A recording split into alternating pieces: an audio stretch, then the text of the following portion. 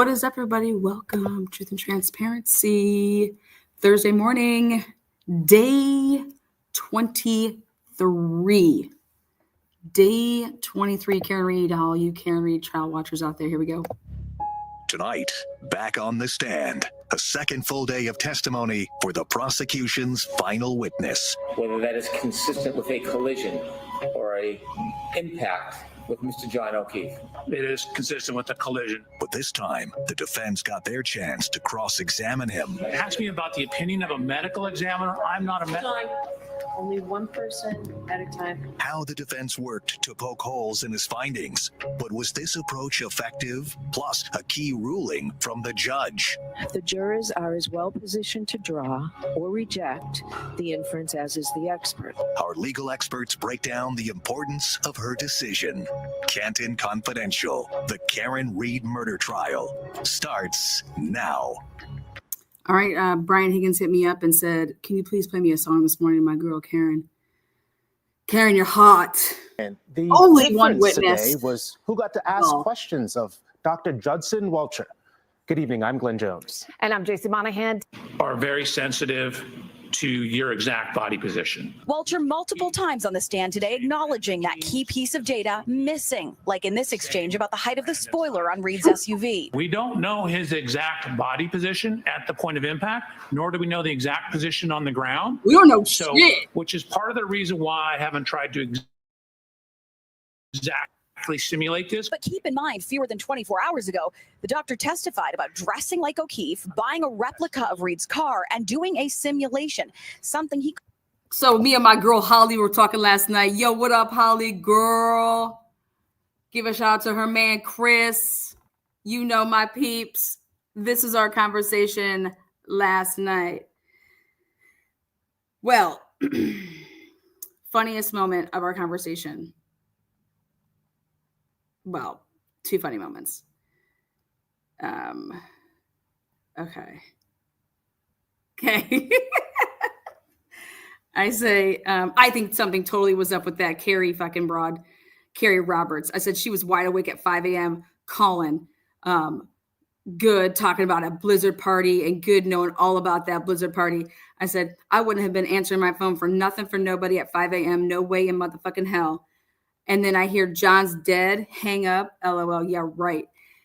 Call back. Carrie, it's Karen. Sorry, but I'm still fucking hammered and John isn't home. He didn't come home last night. I left him at the waterfall bar. Me and Jen McCabe were making out. And then I came home. LMAFO. Ha ha ha. Carrie, I think I hit him. Do you think I hit him? I could have hit him. Could I have hit him?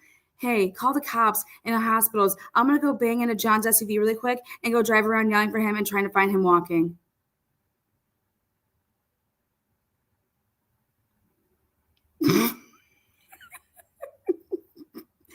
Then the best part of the conversation is let me get this straight. This guy has no problem dressing like O'Keefe, going out and buying the same sneakers, same Lexus as Karen, same outfit. But, it is crossing the line if I step on that property. If I get on that grass, that is way too far. That is trespassing. When you got the jeans, buddy, you gone too far. If this was supposed to just be an experiment for anybody, for anything, why would you need to go buy the same clothes? I think that he shouldn't have been allowed to do any of this, wearing the same outfit. Why would any of that be needed? That was for, that's what you call inflammatory. Called the blue paint test. Alessi took aim at another missing component of that test. You didn't do a blue paint test with the vehicle going at 20 miles per hour, correct?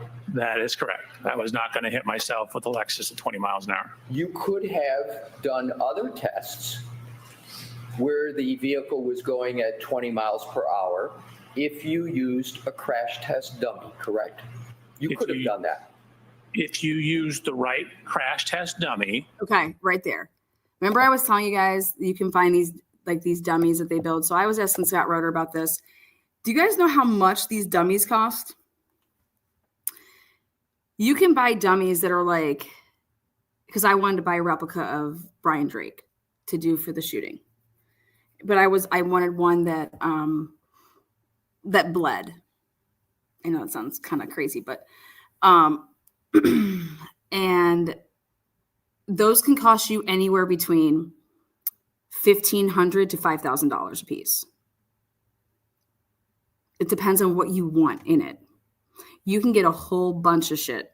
So I'm over here thinking, let me get this straight. You guys spent, and let's be clear, they didn't spend $70,000. They bought the vehicle, but they bought it and like they're making payments. Okay. They clearly know somebody at Lexus. They have like, they're just, hey, we only need this for this time period. Remember I was telling you guys that yesterday. I was like, this is not how it's going to be. Nobody just went out and spent 70 grand. Okay. So they're just making, their monthly payments like anybody else. And then when they don't need it anymore, like he said, then we're going to sell it and they're going to pay us the difference, whatever it would cost.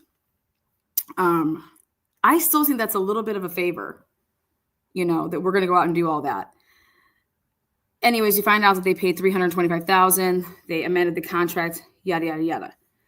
But if you're going to spend this type of money, you would have definitely went and got a couple crash dummies that are high end. And he's over here saying you can only do it probably like a couple times like before it would damage the vehicle. Do you know what an oxymoron that is? Karen Reed's vehicle isn't fucked up. Nowhere like that you would just replace the taillight. Do it again. Replace the taillight's not that expensive. Ask be in trouble. But when they're over, I'm just like, what? Now, but I want everybody to understand why they didn't do it. He can say, well, if it didn't happen the way, if my results aren't this, then you guys would have been saying X, Y, and Z, blah, blah. If they would have done anything like that, technically, they have to turn over. That's discovery. Whereas, like, if the defense did it, they would never have to tell. Whatever the defense does, they don't have to give you. If you're like the prosecution has to turn shit over. Okay? You can go out there, let's say if it was like a gun situation and you want to have, somebody test something and doing this and doing that.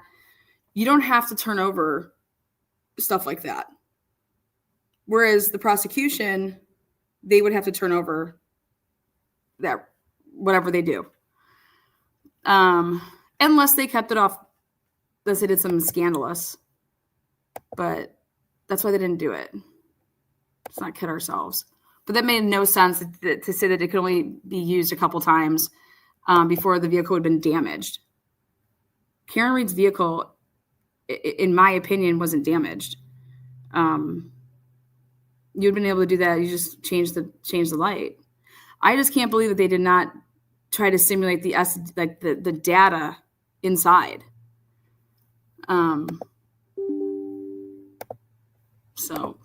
And then to set up the test, you have to know everything about the parameters. And so again, pedestrian impacts are so very sensitive to initial angles. If I were to do a test and it was off a tiny, tiny bit and we got some different results, I would be in here having to defend it. Well, your own testing didn't show it. Point is we don't have enough information to be able to conduct that testing. Now, nearing the end of the day, I want to mention this because this was very important, but Alessi pressed Judson on findings that he says Reed's SUV went 87 feet in reverse. 87 feet, that's the distance between bases on a baseball diamond. 87 feet in reverse at 24 miles per hour in the dark, in a blizzard, and didn't collide with any other vehicles or leave the road. And keep in mind, there were up to 16 people inside the Albert home at any given time throughout the course of that night. 16. So vehicles outside on that small street, as you can imagine. Whoa. JC? Whoa, 16. 16, right? Hang on a second there. She mentions one thing that I was going to be talking about anyways. Finally, Alessi does what I've been saying, is to talk about these cars, talk about where these cars were parked, who was really there, things of that nature. He's under the impression that there was only an F-150, and he thinks that it was there. He thinks that the F-150 was there during the collision, basically. Did you guys catch that? Hank's theory is that the F-150 leaves And then that happens. That the F-150 leaves, and then Karen Reed backs into him. Well, their expert doesn't think that. Their expert is under the opinion when Alessi. So I hope that they bring that up and to say, yesterday we talked about it for a minute. Are you under the impression that this happened while the F-150 was there? I know, and then Alessi mentions the Jeep. Where was the Jeep? Are you aware? And he's like, there was some testimony of a Jeep, but there wasn't that much. So I just, the F-150. And it's like, well, the F-150 wasn't even there when this took place. The only thing that would have been there is the Jeep. According to Hank's theory, which is the Commonwealth's theory, right? So now 16 people. I got my list right here. What's 16? How do they get to the number 16? 16 people? We got to talk about that. Brian Jr., Caitlin, Colin, Nicole, Higgins is 6. Are they counting Heather Maxon? 7. Jennifer McCabe, 8. Matthew McCabe, 9. Ryan Nagel, 10.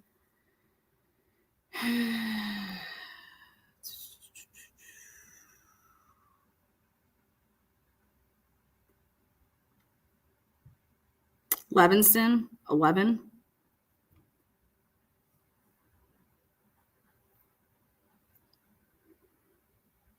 You're talking about Allie McCabe, 12. Tristan Morris, 13.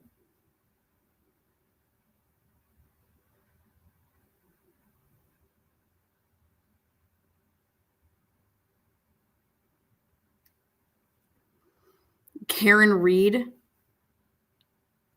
14. John O'Keefe, 15. And Richie, 16.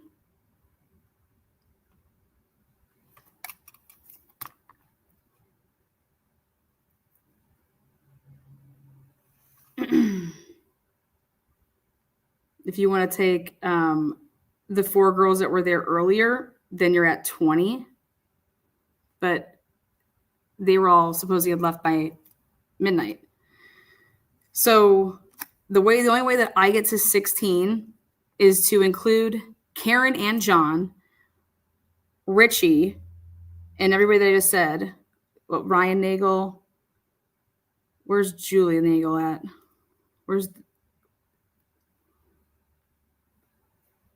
So they're not counting Karen Reed, and that's how you get to 16. Because right there she is. She's 16. Okay, this is who he would be saying then. John,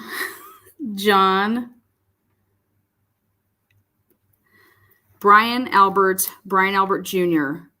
is 2, Caitlin Albert's 3, Colin Albert's 4, Nicole Albert's 5, Brian Higgins is 6, Heather Maxon never went in the house, 7, Jennifer McCabe, 8, Matthew McCabe, 9, Ryan Nagel never went in the house, allegedly, 10, Sarah Levinson, 11, Allie McCabe, 12, never went in the house, Tristan Morris never went in the house, 13, Julie Nagel, 14, John, 15, and Richie, 16. If you count Karen Reed, 17.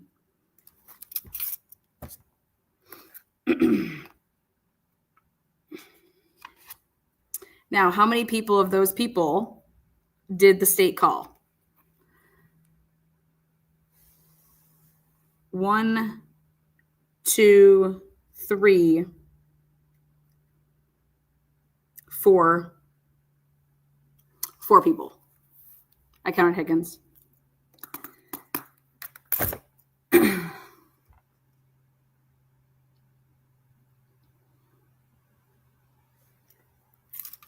But if you actually read everything, He would know he would not be counting Allie McCabe. He would not be counting Tristan. He would not be counting. I'll let Heather stay, and I'll let Ryan Nagel stay, and I'll let Richie stay just because them there.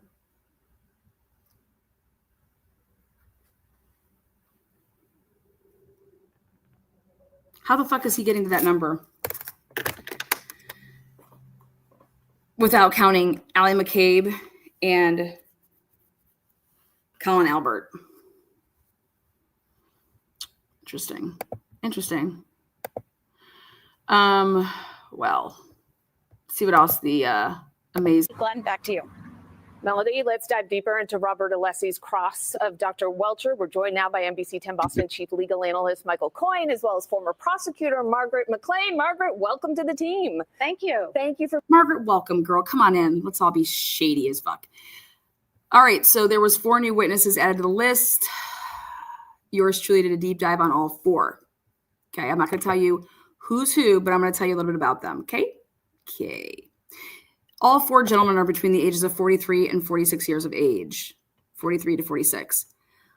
I'm sorry, all 4 gentlemen between the ages of 43 and 46. All 4 gentlemen living either in Canton or a close surrounding neighborhood. One of them graduated from Boston University. One of them graduated from MIT. One of them is a math teacher. One of them is involved with real estate with a friend of theirs, family-owned business. None of them have any ties to law enforcement that we could find. 2 of them have property in Canton, and all of them are within the age range of Michael Proctor. Michael Proctor had a couple different threads going on in his texting world, and it is believed to be that those people were in a text thread with Michael Proctor. I believe that the Ring camera was deleted. I want to know how that happened. Then I come to find out that one of the people in the text thread went to MIT. I want to know more about that boy. Again, those are the 4 names that were the newly to be put on the list for the defense to call as a witness. Next, there is rumors now circling that the defense is not going to be calling Michael Proctor. This is the rumor mill. I'm going to tell you how I feel about that. I feel amazing about it.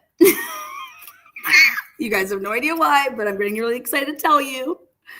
That means that they're going to be focusing on before Michael Proctor became involved, ladies and gentlemen. That means, holy shit, Lana, all that stuff that you've been talking about, that the fix has been in before Michael Proctor came along, that the citizens of Canton / the Canton police were the frame job, and then Michael Proctor was the cover-up. If they aren't calling Michael Proctor, it's because they're focusing elsewhere, the defense is.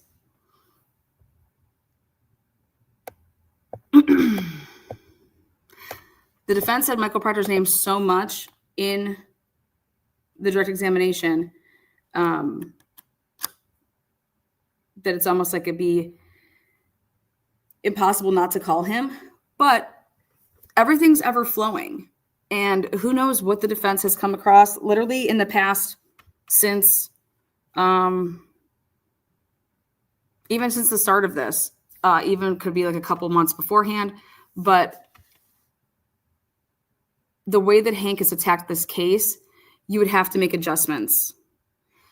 And so if they've done enough damage with Michael Proctor in terms of, do we believe that the jury gets it, that nothing can be, they know the guy got fired for for what he did in this case. And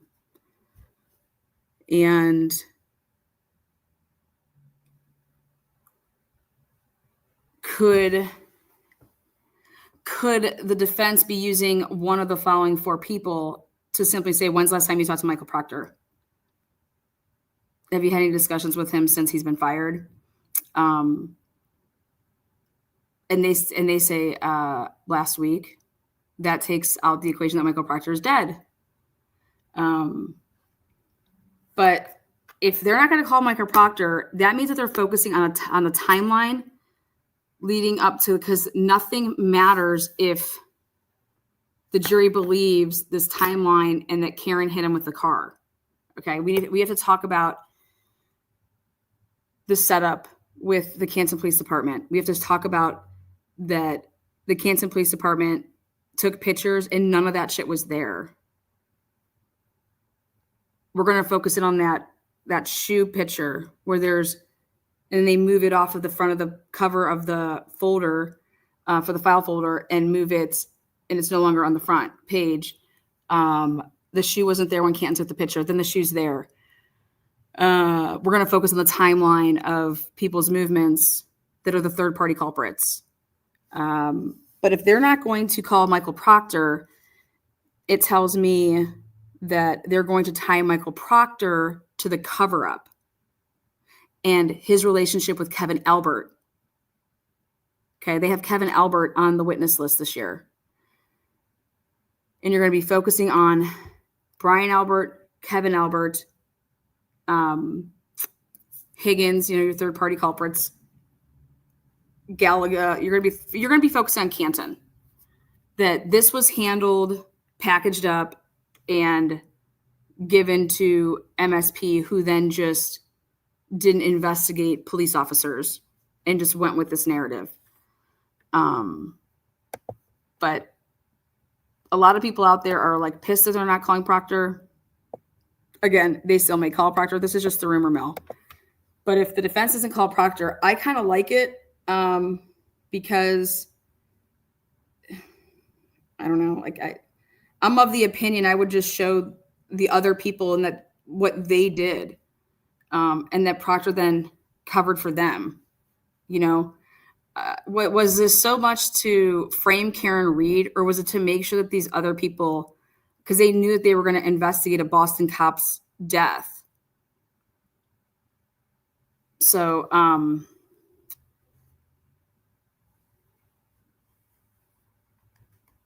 I think there's a different angle here. Also, they'd be calling Proctor on direct examination. So the line of questioning has to be completely different. There's no leading questions unless you can get him to be labeled as a hostile witness. I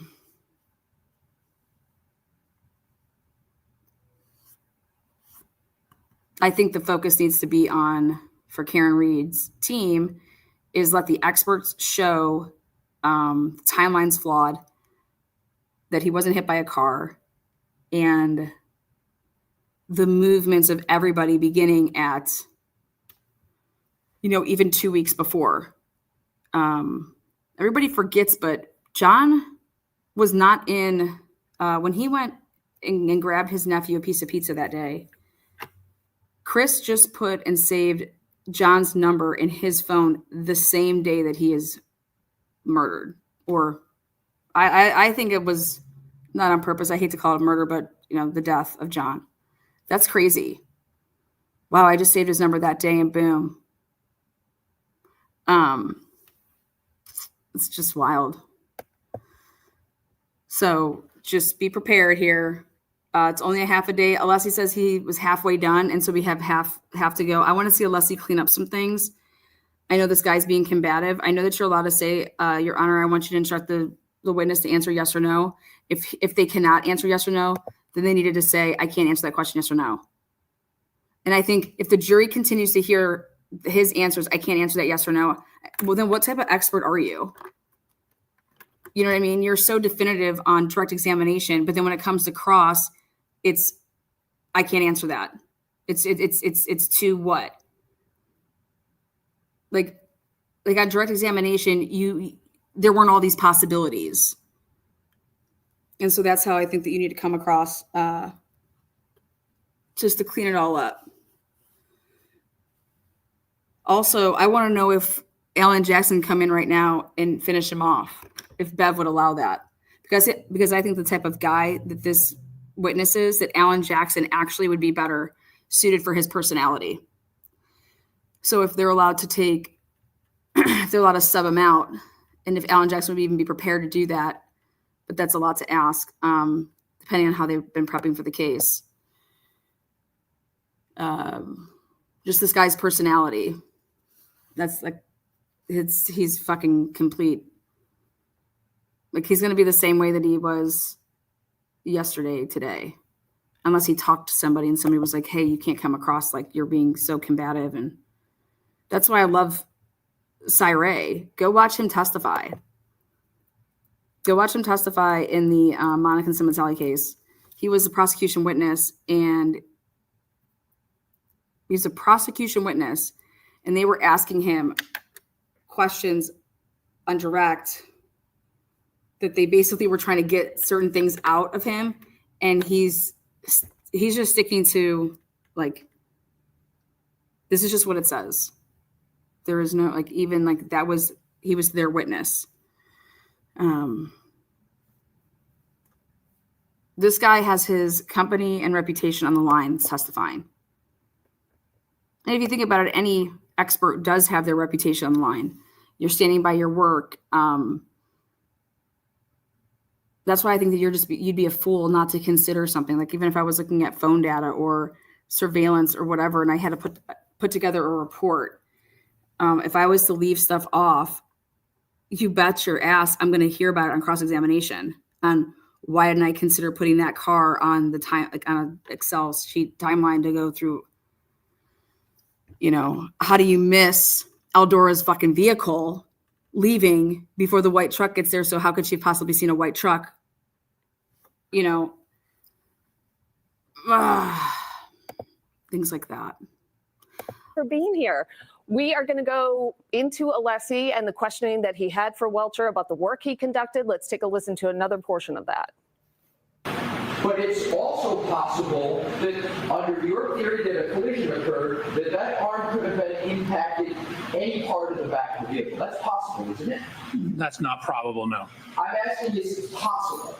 Anything is possible. I don't deal in possibilities. I deal in probabilities. It's not probable. Spoken like true Lana right there. I deal with probabilities, not possibilities. I tell you guys that all the time. What's possible? Yeah. What's probable? We learned that in stats class. If I was Alessi there right there, I would swing that though. I would say, okay, let's talk about probability. Let's talk about probability. Let's talk about this. Let's talk about John O'Keefe's phone. Were you ever told where John O'Keefe's phone was? Let's talk about probability. What is the probability that John O'Keefe doesn't lose his phone to the point that if it's in his back pocket, where he's a back pocket wearer with his phone, how does his phone end up underneath him? What's the probability of that? Let's talk about probabilities. That's not possible, in my opinion. Okay, but what's the probability of that happening? Versus, I mean, how does that come out of your pocket? What's the probability that he's on his back versus his front? You know, by getting sideswiped, how did he land on his back? That would tell me that if he did land on his back, he would not be shot across 7 or 15 feet. Okay. And if I spun out of where they're trying to say the shoe is, I would talk about that too. Where the shoe is, that he just like spun out of his shoe, his one shoe, and he like got taken out of it. Okay. Well,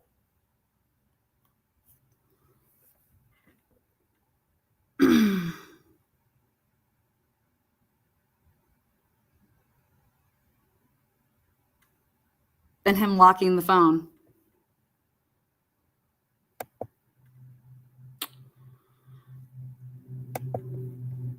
You don't know exactly where the point of impact was. So within the range of the light and the exact angle of the hand, no, I don't. Okay, so this is much different than how the defense responded to the prosecution's last expert witness, which was the brain surgeon, Isaac Wolf.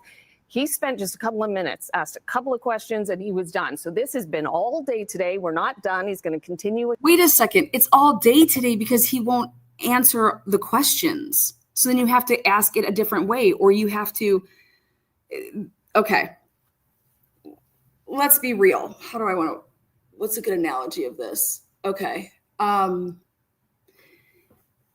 If I ask you a question and I say, hey, where were you last Thursday? I don't recall. Okay. Well, let's break this down. What do you normally do on Thursdays? What's your routine? Like versus, hey, what'd you do last Thursday? Oh, last Thursday. Oh God. Yeah. That was one of the playoff games. Yep. Actually, I went to the Cavs game. We went down there. Blah, blah, blah. Okay. Answer done. Boom. Someone that says, I don't recall, or it's not that black and white, or you have to then go into more things. Those weren't the answers that the gentleman that was the brain surgeon, that's not how he was answering questions. And so these people, how aren't you saying that? How aren't you saying, well, I think it's taken a little bit longer because this expert witness is really being, I got nitpicky. If I'm going to be unbiased and I was on this panel, I'm going to say, well, it's kind of hard to sit through that cross-examination. I felt that, unless you could have said, is the sky blue? And he'd have been like, well, it depends. Is it raining outside? Is it in the morning? Is it at night? Yeah, that type of shit. Again tomorrow. So my was the commonwealth's last and most critical witness. And what he's done is tied all of that data that we heard earlier on and the cell phone battery and all the science together. And now pretty emphatically has said that her vehicle struck John O'Keefe at 12:30 or so, and obviously then contributed to his death. This is a crucial witness. I don't think anybody's tied anything together like that, in my opinion, but whatever. Court has started. Let's hope court has started. 9:04. Let's go. Let's go to court. Let's hope. Bev, get your butt in gear. Let's do it. All right, bingo first game here is a single bingo +1, and it has to be touching the square of one of your bingos. So first winner is $7.77. I just wanted to go with that number. And we'll go with, let's go with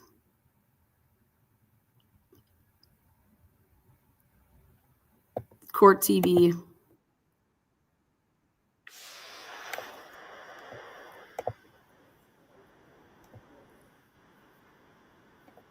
Attention to the following documents for the straight.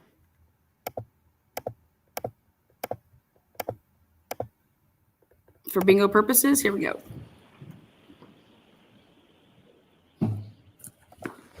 Now opening may be seated. All right. Good morning, counsel. Good morning, Ms. Reed. And all right, Mr. Alessi, I will hear you on your argument on the voir dire.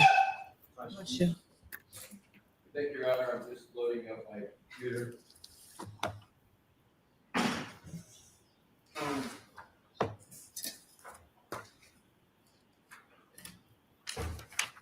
Your Honor, I am going to address the Trooper Paul aspect, and then I'm going to address the Dr. Scorti-Bello aspect of Dr. Welcher. With regard to Trooper Paul, I would like to draw the court's attention to the following documents for the straightforward proposition that Dr. Welcher has not only reviewed, he has not only considered, that he has adopted. I went back and looked at the documents, and the basis for this is as follows. Slides 22 and 23 do not just depict Trooper Joseph Paul himself. They show Trooper Paul conducting the CARS analysis on February 1st of 2022. Importantly, these slides highlight the mileage odometer of 12,665, and I respectfully request the court to anchor into that odometer reading, because I'm going to show the path that that odometer reading takes through all of the documents, but I want to emphasize the start, the genesis of the odometer reading of 12,665 miles is with Trooper Paul as he conducted the CARS analysis on February 1st. Now, here's where Dr. Welcher comes in. Dr. Welcher then uses this key data point, odometer 12,665, as the basis, the starting point for his determination of the locations and times for the events of January 29 of 2022.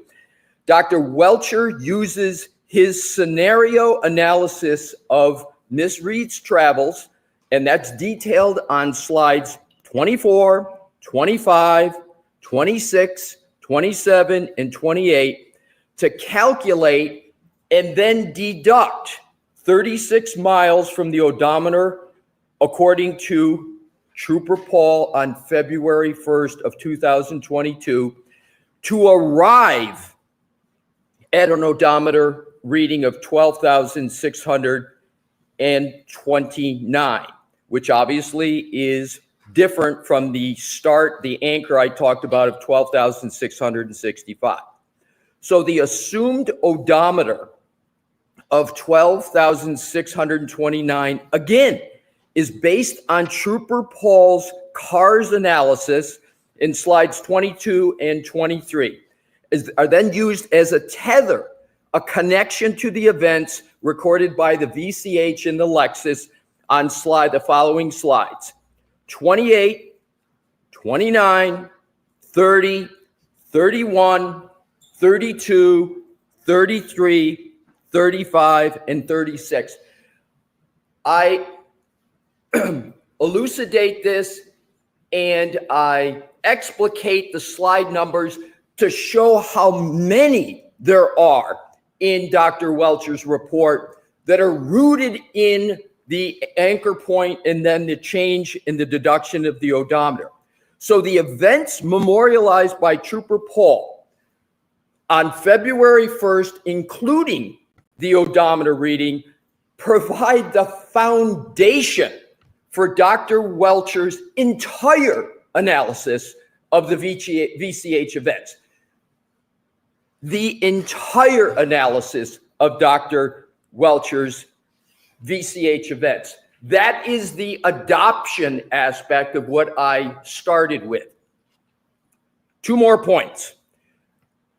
In addition, Dr. Welcher testified on his voir dire that the image on the left of slide 36 from his January 30th, 2025 presentation came from a file marked carsj.paul. Now, he did contend that it wasn't the exact same image, but I want to go to this. In fact, the image on slide 36 is from the drone used by Trooper Paul, and the citation for that is page 4, item 11 of the CARS report. That's where the drones are from. Dr. Welcher didn't do any drone activity. He took the drone that he had in his report that was just a little bit different than the one I was showing him. It comes from page 4, item 11 of the CARS report. And I quote, "The crash scene was documented during the on-scene investigation by utilizing Alicia's GNSS GPS mapping system and a DJI Mavic 2 UAS. This data was input to a computer-aided diagram program, which is IMS 360. Here's the key: to produce a scale diagram of this collision. So the DJI Mavic is the CARS team drone.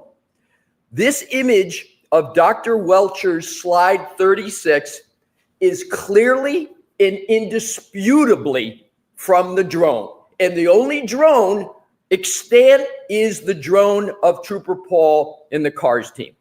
Last point with regard to the Trooper Paul basis in adoption of Dr. Welcher. Mr. Brennan asked Dr. Welcher on voir dire if the image from slide 36 actually came from the CERT team, which is simply not true. The CERT team, actually Lieutenant Tully with the CERT team, took about a dozen photos of the taillight in the snow in the dark around 6 p.m.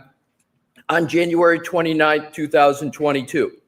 Lieutenant O'Hara said that the CERT team never traveled back to the scene again. So there were very obviously no photos or images taken by the CERT team in the daylight from the drone. And I again refer to slides 22 and slides 23, where Dr. Welcher said it was more likely than not that it was Trooper Paul in those slides, but the point, whether it's Trooper Paul or not, is completely overwhelmed by what I just argued and presented as specific factual basis for a review, a consideration, and an adoption of the work of Trooper Paul. Unless your Honor has any questions, I would now move on to Dr. Scorti-Bello. Thank you.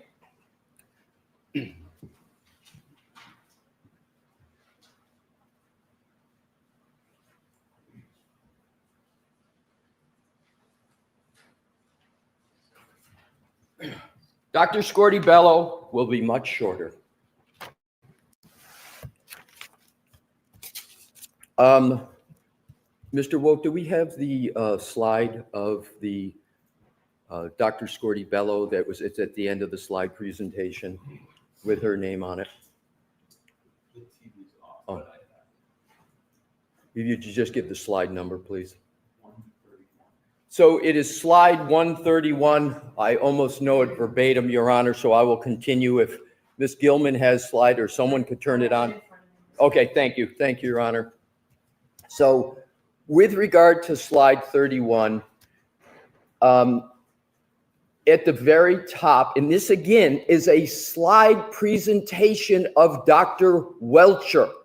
So up at the very top, and so Dr. Welcher admitted that he not only reviewed the autopsy report, he admitted that he not only considered the autopsy report, he admitted that he adopted it, and I'm going to put adopt in quotes, to the extent that he used it in his slide presentation, and he actually, to show the depth of those three verbs, he's got in orange highlight under final diagnosis, multiple skull fractures, base of skull, and cavallarium. He testified, obviously, about the rear wounds of Mr. O'Keefe. He testified about how he believed those wounds came about, and he cited as corroboration the highlight of multiple skull fractures, base of skull, and cavallarium. It couldn't be any more obvious, his rooting in this document and reliance upon it. Why else would he have it in his slide presentation? And he's got the name of Dr. Scorti-Bello. And frankly, Your Honor, he didn't fight that whatsoever in the questioning of him. Then you go to underneath cause of death, blood impact, injuries of head, and hypothermia. He essentially repeated that on his testimony. And then if we could, Mr. Wolk, just go to the right. And so you've got highlighted head, skull fracture radiating from the right occipital skull and into the right parietal bone, right and left occipital foci, and bilateral anterior foci and orbital plates. Again, the highlighted means something. He's adopting it. And lastly, the depiction of the skull here, I believe that's Dr. Welcher's handwriting. I believe that's his green, the LR, because I've never seen this green highlighting before. And it could also be Dr. Scorty Bellows. That's another possibility. I'm not sure. But let's assume sort of the most conservative part that it's Dr. Scorty Bellows. The key part is he's got it in there and he is referencing it. So, Your Honor, the last point really for both of them, and I wanted to save this point because it applies to both. With regard to experts, the law is clear. So I think the easiest part to show what our position here is the adoption. But in it, it's clearly shown. Adoption doesn't mean you have to agree with it. You just have to put your expert hands around it, wrestle with it, deal with it. And there is no rule of law that I'm aware of that says you can't question an expert witness unless it's something that the expert witness agrees with. If the expert witness has reviewed it and considered it, and especially if they've rejected it. The easiest is obviously reviewed, considered, and adopted. But it's certainly permissible and important to a defendant's constitutional right, Sixth Amendment to cross-examination, if an expert says or even infers, I reject this. I reject what Trooper Paul did, or I reject what Dr. Scorty Bello did. That is decision-making of an expert that the attorney has a right to be able to test. Why did you reject it? Yes. What was your thought process in rejecting it? Yes. And that applies to both Trooper Paul and Dr. Scorty Bello, because as I understand it, this witness, Dr. Welcher, is not, he says, I'm not relying upon Trooper Paul, which is completely false based upon what I just showed. But even if he just rejects it, in addition to what he has done, we have the right to test and get answers as to why he did it. And the same with Dr. Scorty Bello. Once he goes to this level, Your Honor, I believe it's a straightforward right, especially of a defendant in a criminal trial, and especially of the stakes and the charges this high, that we get to test it. What I think, lastly, my point here, Your Honor, the Commonwealth is doing is this. The Commonwealth knows Trooper Paul and Dr. Scorty Bello are problematic for their theory and their narrative. Trooper Paul has got, if you work backwards from his key cycles, you end up with 1162.2, their key cycle. That ends up being not in front of 34 Fairview, but it ends up when the Lexus is in the possession of the state. That is the result of that. And that was something that was addressed square head on in the first proceeding. We're not coming up with some fanciful ghost in the second trial.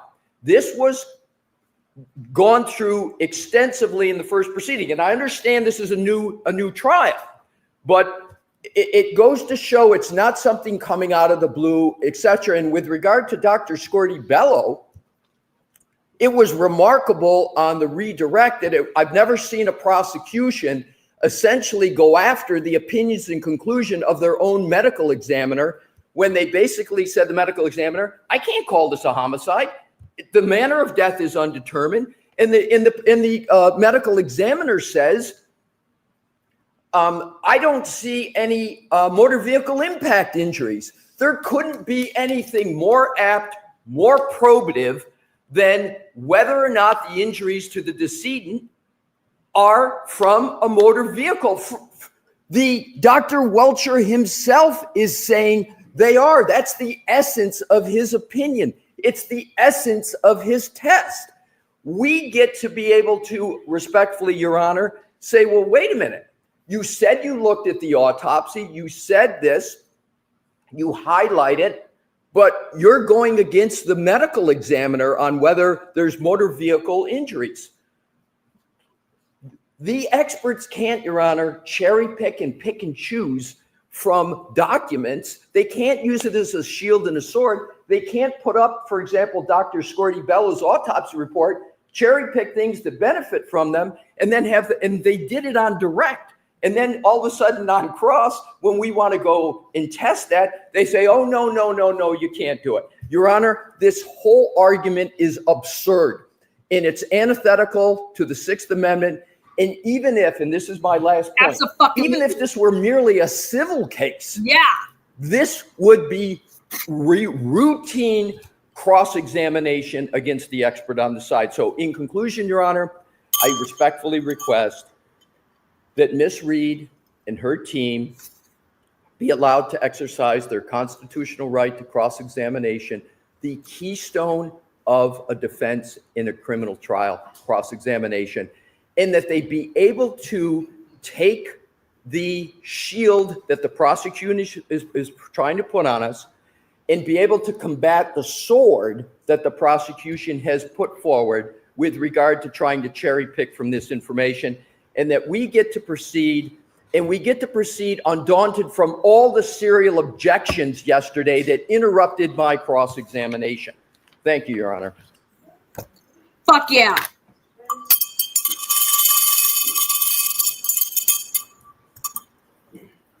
We're in church, guys. Amen. What arises from the litany of complaints by the defense is that there is no constitutional right to usurp the rules of evidence. There is no case law, as much as they urge the court and yell out the word case law and constitutional right and Sixth Amendment right. There is no case law to support what they are trying to do. It is a simple endeavor that is clouded by all the rhetoric that they offer. And it is clear, and the court knows what they're trying to do. They are trying to pit the inadmissible opinion of a non-testifying witness against a testifying witness. They have asked Dr. Scorty Bello what her opinion is. And although it's not consistent with our reading of the case law, they were allowed to introduce that it was an undetermined cause of death or mechanism. That evidence is already in front of the jury, but they can't simply repeat it because it sounds good to them or they think it's helpful. Simply because a witness uses a document or looks at it or uses part of an autopsy does not let them regurgitate an opinion that's already in evidence to try to phantom cross-examine an expert. They want to ask him why. Dr. Welcher is clear. He did not rely on Dr. Scorty Bello's conclusion that this cause of death was undetermined. In fact, as an aside, he said, I wouldn't, because she's not qualified for that. And so this is a simple game. Let's pit one witness against the other and suggest that the Commonwealth's witnesses are inconsistent. They take it a step further. They want to relive what they think is their past success last year in this case without actually calling the witness. They want the jury to hear their perspective that a past witness had confusion in his analysis, but they don't want to call the witness. They want you to allow them to do that, not just shouting it out and have sustained objections, which has happened this entire case, but they actually want you to be able to allow them to ask Dr. Welch these questions, which he did not rely on. We had a voir dire. He was clear. He did not rely on the analysis of Trooper Paul. He did not rely on that determination or undetermined determination by Dr. Scorty Bello. It is that simple. They try to throw some fluff out and they throw around some documents. Fluff. We have slide 22.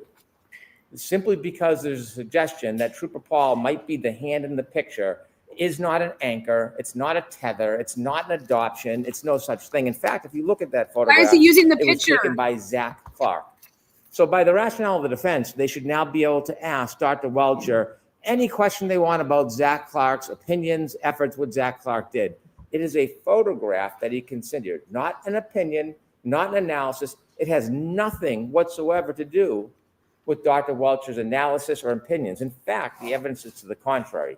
He came out, conducted an independent analysis, did all of the work himself, considered documents, and he was specific about what was part of his opinion and what was not. And this information was not part of his opinion.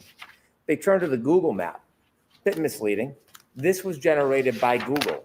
Two separate people used the same program, but when you look at the CARS report and you look at Dr. Welcher's PowerPoint, It's different.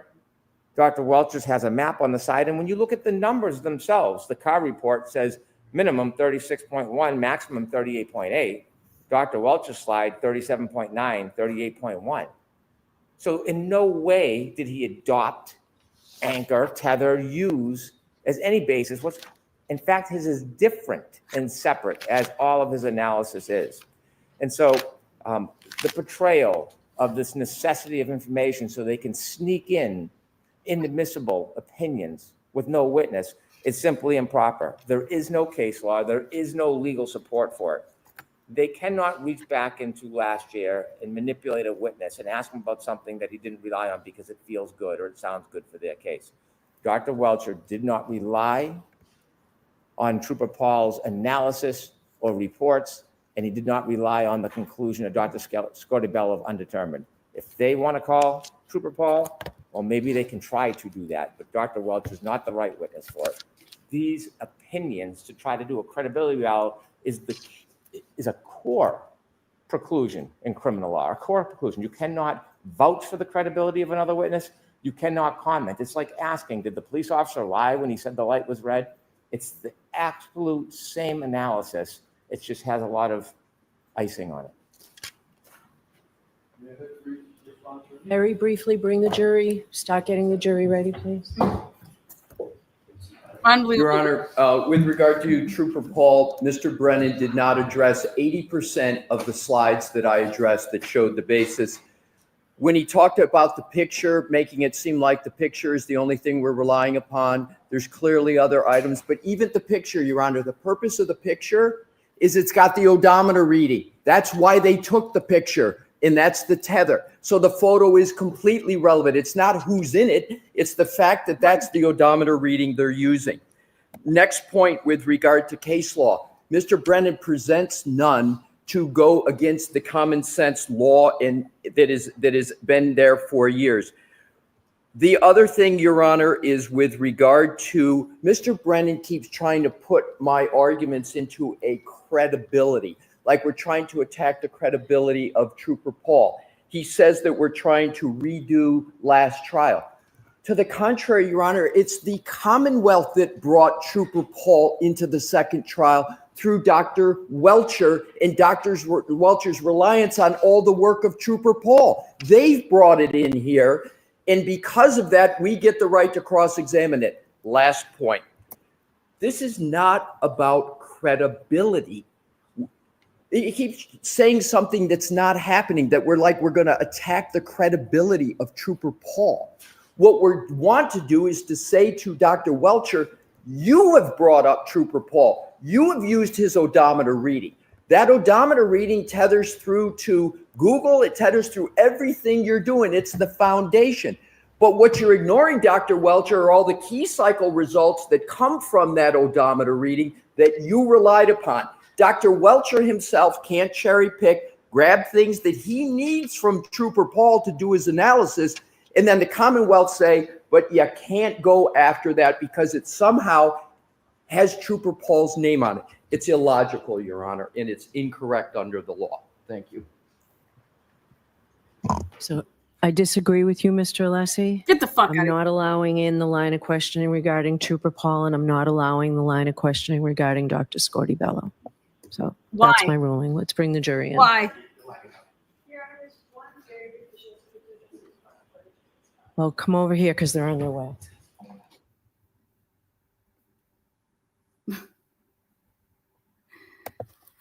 Okay, the way that I see this is basically the defense is arguing that 11622, right?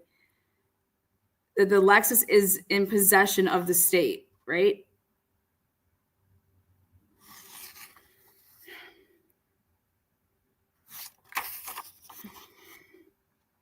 Bev's position is just call Trooper Paul. Remember I was saying yesterday, I'm like, when they did that long sidebar, and I was like, basically, Hank Brennan wasn't gonna stipulate. And so therefore, homie Alessi is going to have to start from the beginning. But can you even do that with this witness? Because what the beginning is what data did you rely upon to do your work? Like, what information? And see, we only see bits and pieces of the slide, and so does the jury. But he needs to start from, and it's not going to be with this witness if they're not going to allow it, which is there's no dates and timestamps. He came right off the rip and said, on what you're doing, right? There's no dates and timestamps with the key cycles. But these all were on this day. We just know that. And so then you're working the key cycles out based on the movements of the car that day.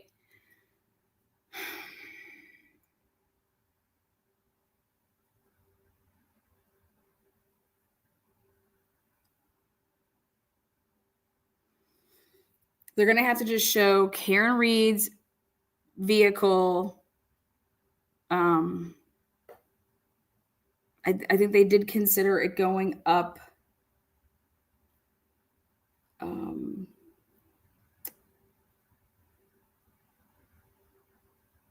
Because Alan Jackson asked him last year, are you aware that when he was counting off the cycles with Paul?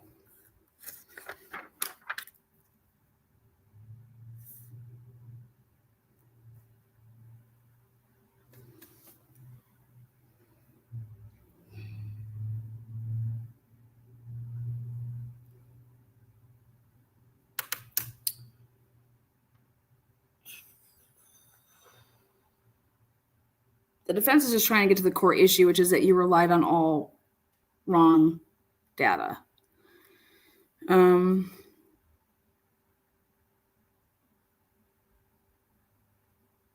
But if Welcher relied on Burgess, I wonder if they could recall Burgess. The defense could just recall Burgess and go over that. All persons have any business before the Honorable Beverly Canoni, Justice of the Norfolk Superior Court, before the I have to think about that. So near, give your attendance and you shall be heard. I told you, Hank went a certain order, which you're going to have to do this all in your Good morning, Chiefs. I do appreciate you were waiting. We were doing work in here, but we appreciate your patience. So I do have to ask you those 3 questions. Were you all able to follow the instructions and refrain from discussing this case with anyone since we left yesterday? Everyone said yes or nodded affirmatively. Were you also able to follow the instructions and refrain from doing any independent research or investigation into this case? Everyone said yes or nodded affirmatively. Did anyone happen to see, hear, or read anything about this case since we left yesterday? No. Everyone said no or sure. Thank you. Could we have Dr. Welcher back in, please? And Mr. Leslie, feel free to go to the podium. With the computer and any electronics there, so we don't have to address it. It doesn't look like it's turned on at Oh, all. okay, good. And smartwatches. Ooh, smartwatches. So this one. Sir, I'll remind you, you're still under. Thank you. Good morning, Your Honor. Wow.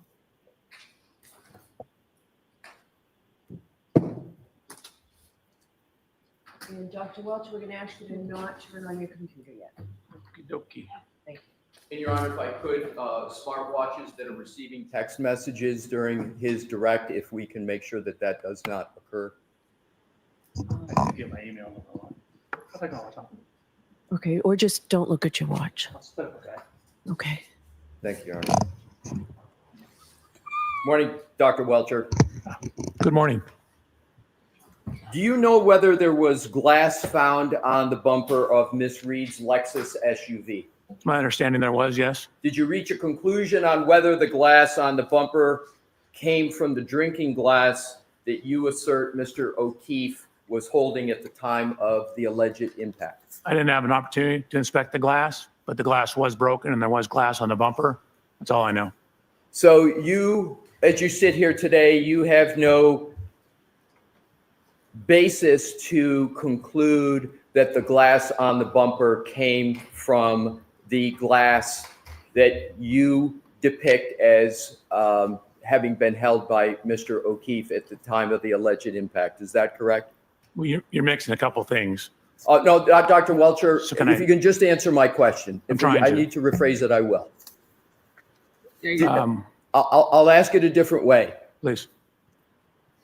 You have no basis as you sit here today to conclude that the glass on the bumper came from a drinking glass connected to Mr. O'Keefe, do you?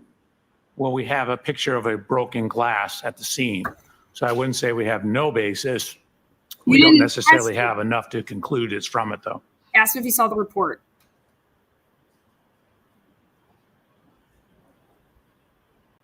Do you had depictions in your test with Mr. O'Keefe holding a glass, correct? Correct.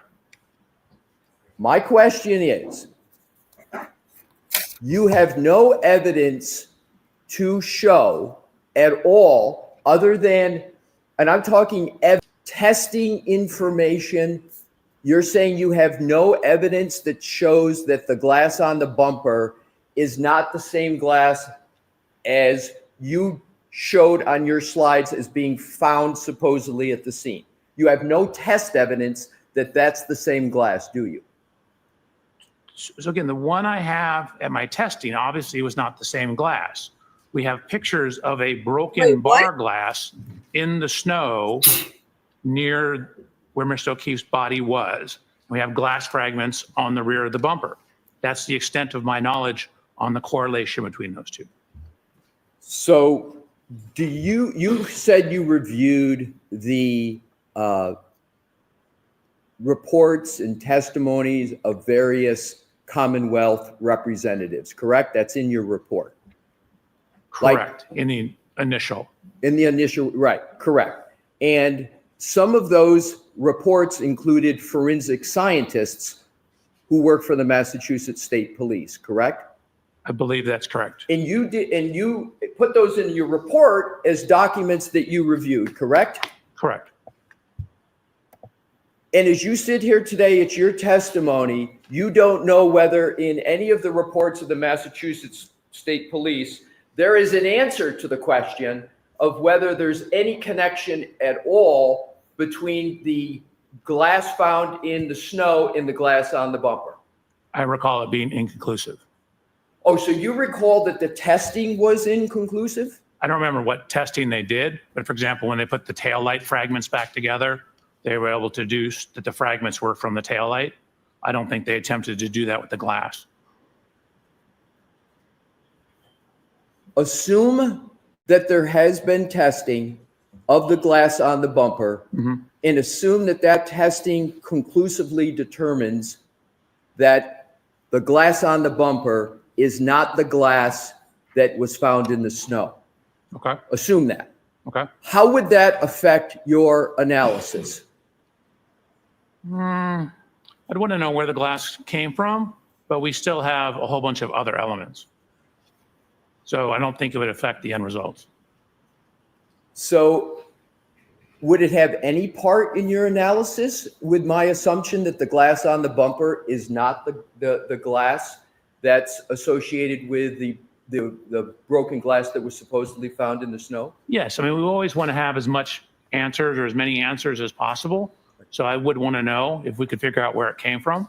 And wouldn't the fact, assuming that the test results show there's no connection, meaning the glass on the bumper is different from the glass in the snow, wouldn't that be contrary to your theory of what happened in some way? It depends on when the glass was actually broken. The glass was in his hand, at least that's the testimonial evidence I have seen. So it depends on whether it's broken from contact with the rear of the vehicle or broken with contact on the ground. What? Assume that the glass on the bumper is not the glass that was found in the snowbank. Doesn't that, at least in part, contradict your hypothesis as to whether there was contact by the Lexus with Mr. O'Keefe at 34 Fairview? So if you recall on my slides, nowhere did we discuss that in my slides. So no, it wouldn't contradict it. I would want to know where that glass came from. But you didn't seek that information, did you, sir, in your analysis to determine where the glass came from? Well, of course I did. I read the reports about it. But you sit here and you say you don't know the answer. There's steps you could have taken to get that answer quite easily. Couldn't you have, sir? Not me. That's a material science expert. You've been communicating with Lieutenant Tully, haven't you? Correct. You couldn't have asked Lieutenant Tully that question? To my knowledge, he's not a material science expert.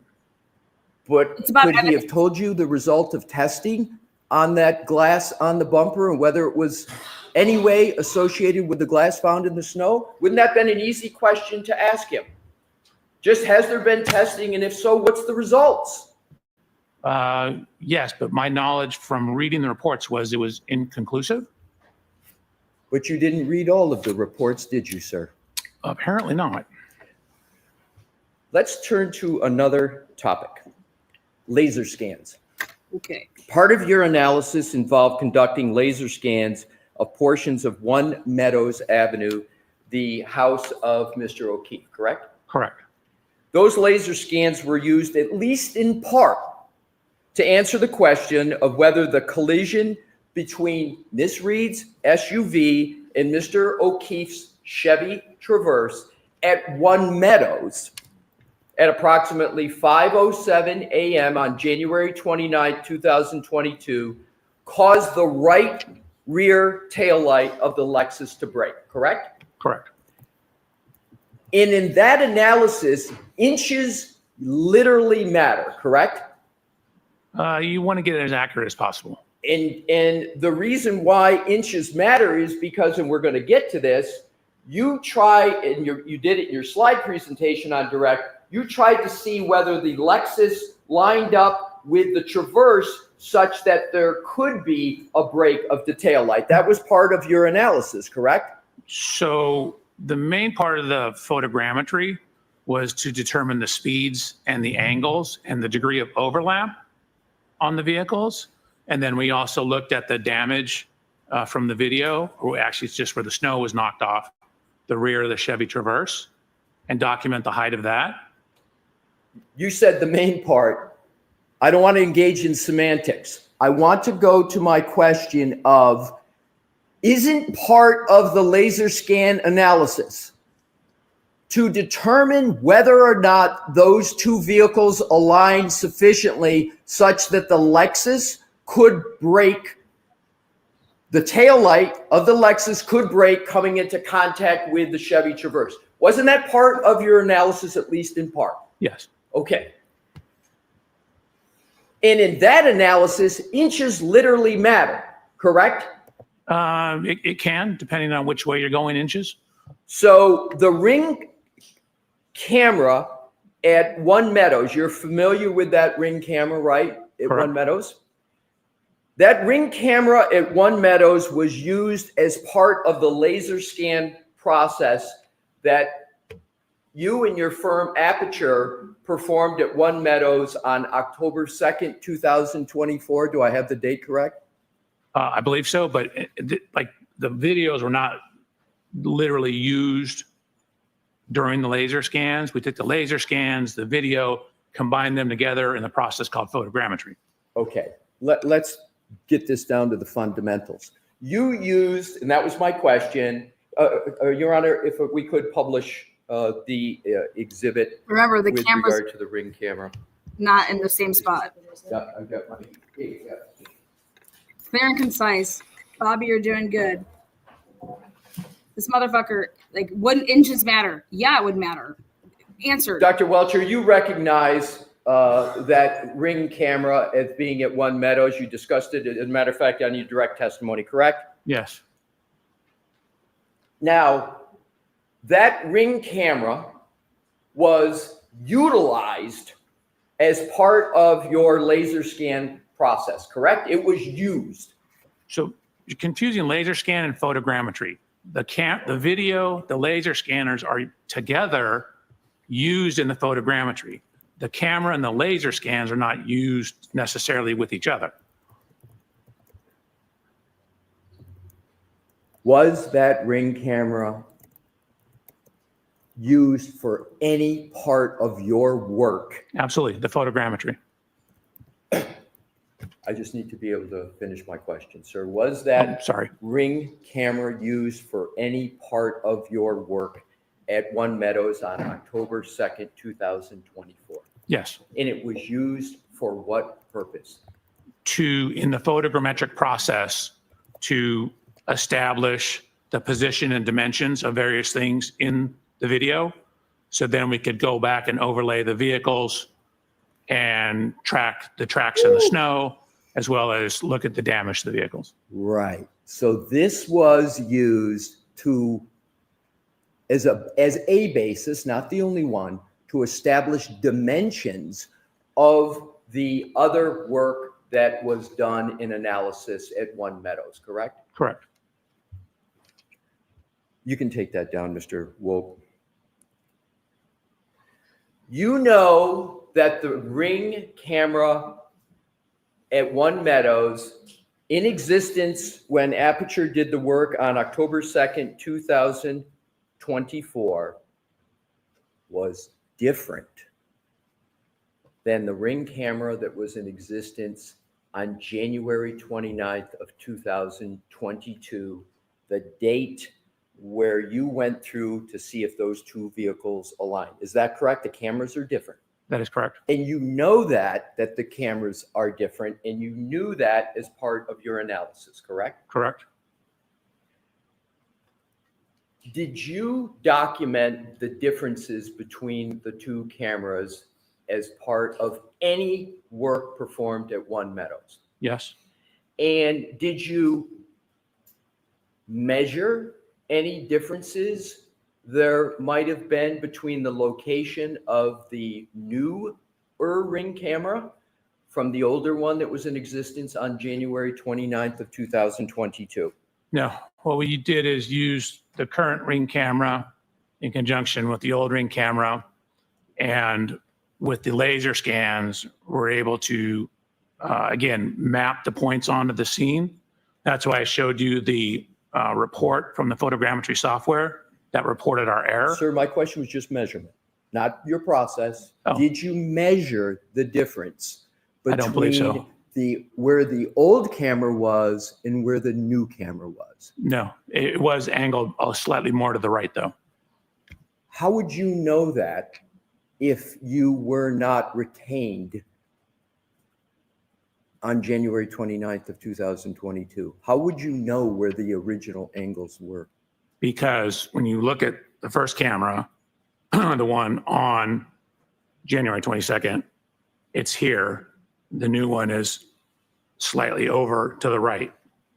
That's an eyeball approximation analysis. That's not a measurement, correct? Well, I don't know that we actually measured it, but we accounted for it and corrected for it. But you can see, for example, what the original one shows, for example, to the left-hand side, compared to what the new one shows to the left-hand side, and it's angled more to the right. Sir, you have experience with Ring cameras, correct? I do. And I think a lot of members of the public have experience with Ring cameras. You can move just the camera portion ever so slightly and change significantly the angle of the camera, can't you, what it captures? Just a small turn. Potentially. Right. Even a millimeter turn can make a change. A 2 millimeter, a 1 inch can make a significant change with regard to what the camera captures, correct? Could, sure. So, did you measure whether the newer camera that was present on October 2nd, 2024 was installed to the left? And I'm talking measure. To the right, to the top, or the bottom relative to the camera that was there on January 29th of 2022? So we solved for the camera I'm position. asking if you measured, sir. Oh, no, we didn't measure. So let's talk about some other differences with regard to cameras and Ring cameras. Different Ring cameras can have different levels of distortion, correct? Potentially. Cameras, well, are you saying that all Ring cameras have the same level of distortion? No, but again, they're mass produced, so you could have some that have the same exact distortion. You could have some that have different. And you don't know the comparative distortion between what I'm just going to now refer to as the old Ring camera that was there January 29, 2022, and the camera that you saw on October 2024, which I'll refer to the new camera. You don't know the difference in the distortion between those cameras as you sit here today, do you? So we know enough information that if the distortions had been different, our errors would have been too high. And so the fact that our errors are within acceptable, or what's called an RMS error, we know that the distortions are similar enough to give us accurate measurements. Sir, that is speculation. That is not data. That is not a measurement. You didn't measure the distortion, sir, did you? If the cameras, you didn't have the old camera to do it. We didn't, but we had images from the old camera. And then when we get images from the new camera and solve those camera properties and then overlay data from the old images to the new images with the point clouds, if that distortion is too great, we will have too high of errors in our project, which is why I showed the error report from the photogrammetry process to show that we have checked for that and documented that our errors are in acceptable range so that we have confidence in our results. You do not have information from the manufacturer of Ring. You didn't present it and you don't have it as to what is the acceptable level of distortion for the analysis that you did, do you, sir? The Do you have that from Ring? I don't have it for Ring, but I don't need it from Ring. So now let's go to, if cameras have different levels of distortion, that would change the analysis in reconciling the difference between their angles. That's a pretty straightforward proposition, sir, wouldn't it? So it depends on how much difference it is, but we have accounted for that. With which model of the Ring camera was present at One Meadows on January 29, 2022? Which model? I don't know. I'd have to go look through the data. Do you believe I'm not going to take up the time to have you look, but do you really believe you've got the model of the Ring camera that was in existence on January 29th of 2022? I don't know. You didn't present it in your direct testimony, did you, sir? I did not. So do you have the model of the Ring camera that was present at One Meadows on October 2nd, 2024? No. So you don't have even the model for either one of them? Nope, but we have videos from both of them and scans of the scene. So now let's talk about another aspect of Ring cameras. When did you? They have mechanisms, as I was talking about earlier, that allow the user to adjust the camera angle, correct? Correct. And do you know whether there was a difference in the camera angle between the two cameras? Yes, as we already discussed, there was a slight difference in the But angle. you don't have a measurement of that, right, sir? Correct. Okay. But we accounted for it. So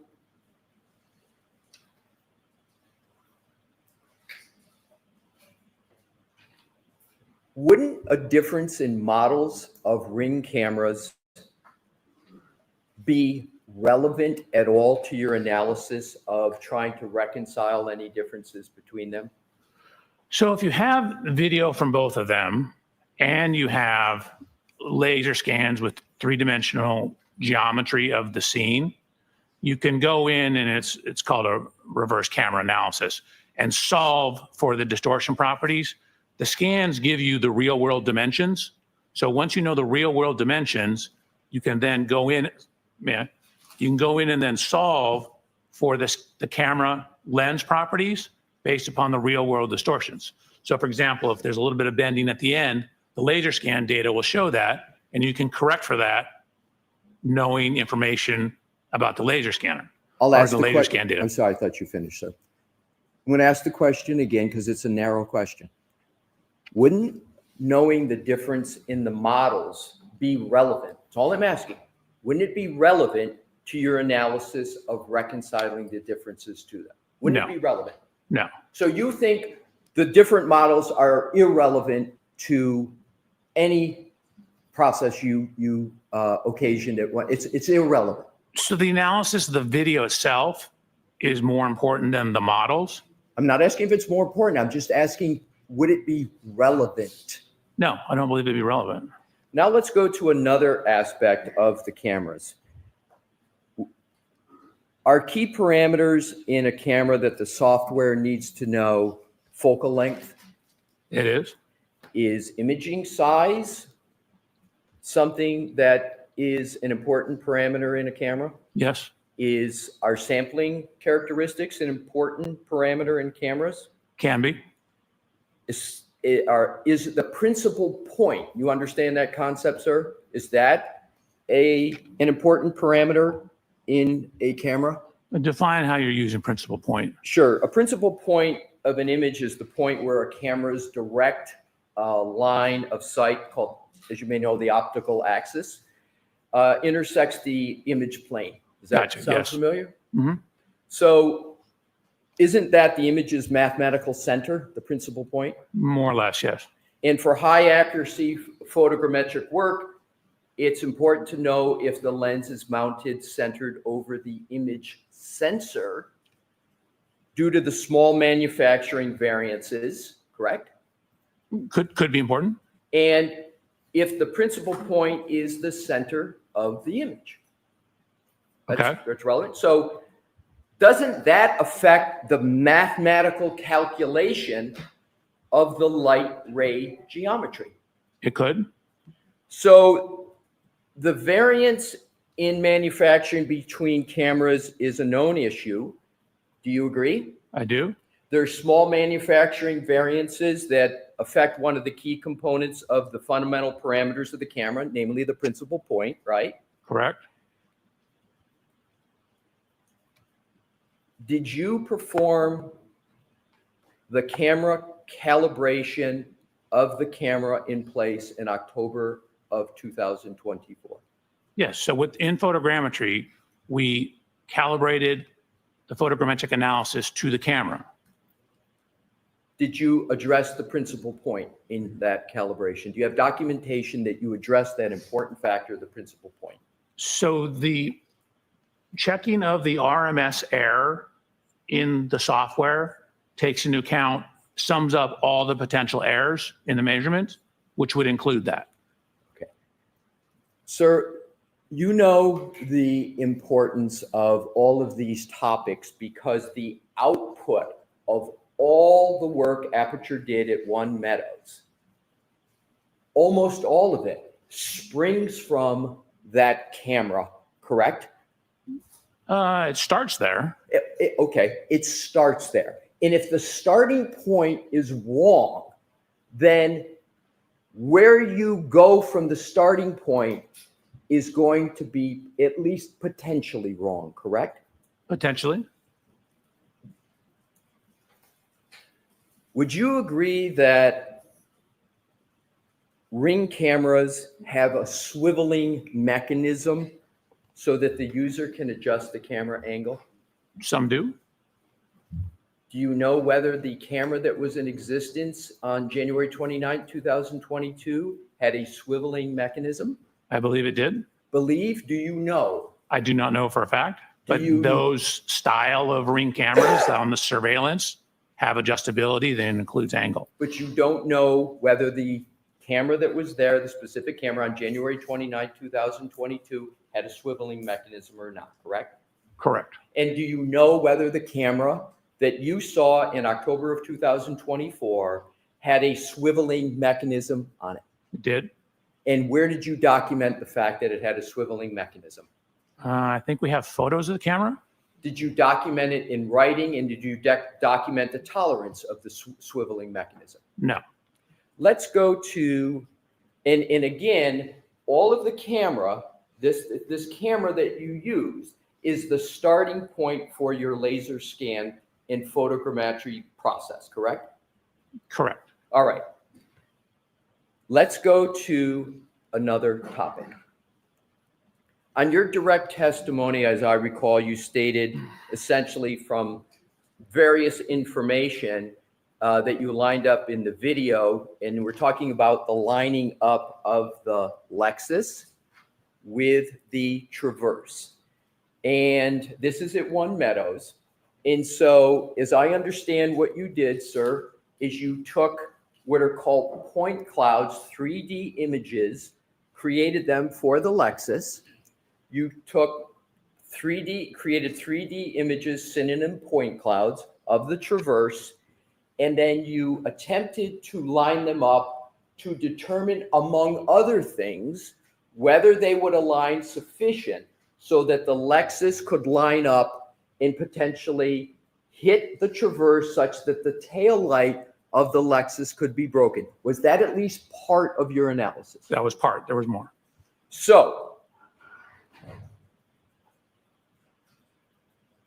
you showed a slide, a few slides, and with your honor's permission, what I'd like to do is to start with slide 90. All right. Do you have any problem with Dr. Welcher keeping his printed copy that he was using? I have no problem with the printed copy, your honor. So, I'm sorry, what slide again? 90. Your Honor, my printed copy is tiny. Okay. Can I Can pull it you up? see the? Yes. Yeah.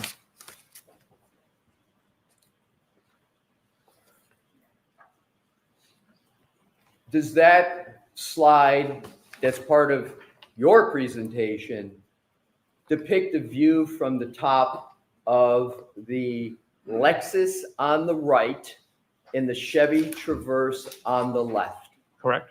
And is that depicting contact between the two vehicles? It is. Now let's zero in a closer look, and that is a contact point. Am I correct? Correct. I mean, there's multiple points. There's more than Multiple one. points, but it shows more clearly the contact Correct. between the two vehicles. Now, if we could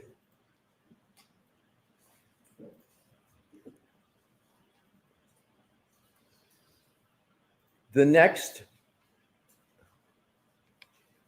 and that is number 91, Mr. Wolf. So, Your Honor, 91. I think these are just going to go in order for a few, and I'll keep announcing them.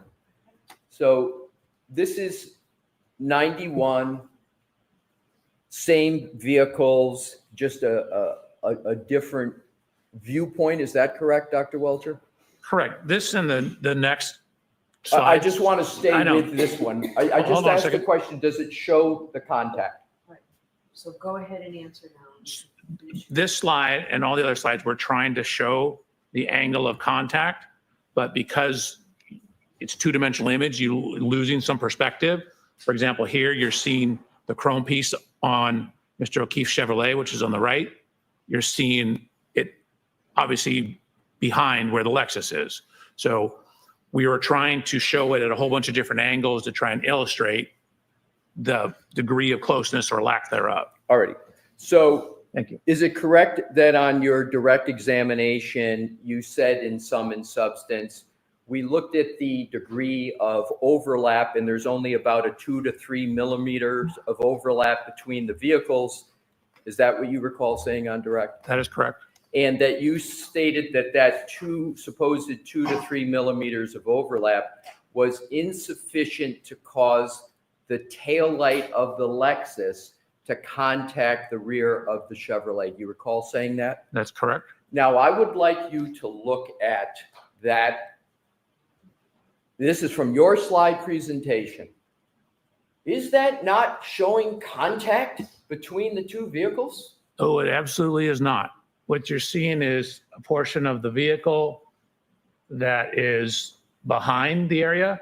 Keep in mind the angle, the Lexus is angled off to the left. So the area that you see here is actually, in this case, in front of where the taillight is. This is why we tried showing it from a whole bunch of different angles, because when you try and take a two-dimensional image and look at it, you see stuff in the background. So and again, this is why in the computer, we overlaid them, looked at the measurements, in the computer where you don't have this, we have the three-dimensional measurements, and it does not hit. Where did you show in your slide presentation what you just said, that it doesn't show an overlap? So Where? it shows a contact. It definitely contacted, I'm sorry, Mr. Reporter, down below here. It does not show a contact here. So to answer your question, all the next slides were our attempt to do that. So all the next slides is your answer. We're going to go to those next slides. So you're, just to be clear, you're saying that that depiction does not show any contact between the taillight of the Lexus and the Chevy Traverse. So the upper taillight, just to be clear, because the lower taillight is much closer. Well, it's not only much closer, it's in contact, isn't it, sir? It's very close. It's probably within an inch of being in contact. Oh, so you state that even the lower part of the taillight is not making contact? So if, again, maybe there's a photo we could show or a scan that is on the rear of the vehicle and it contacts on the corner, which is just around. So maybe like an inch or so in front of it on the corner.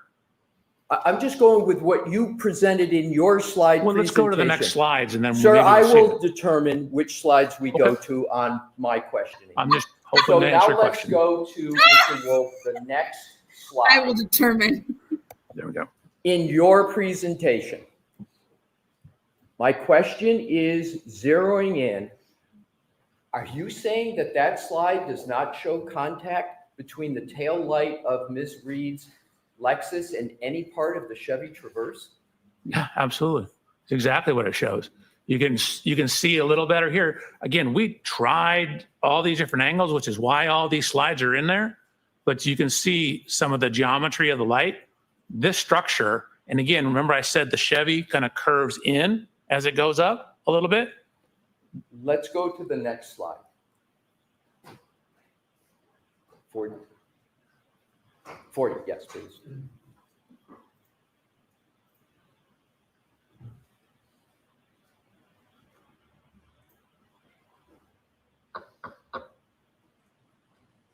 Is it working? 41, Your Honor.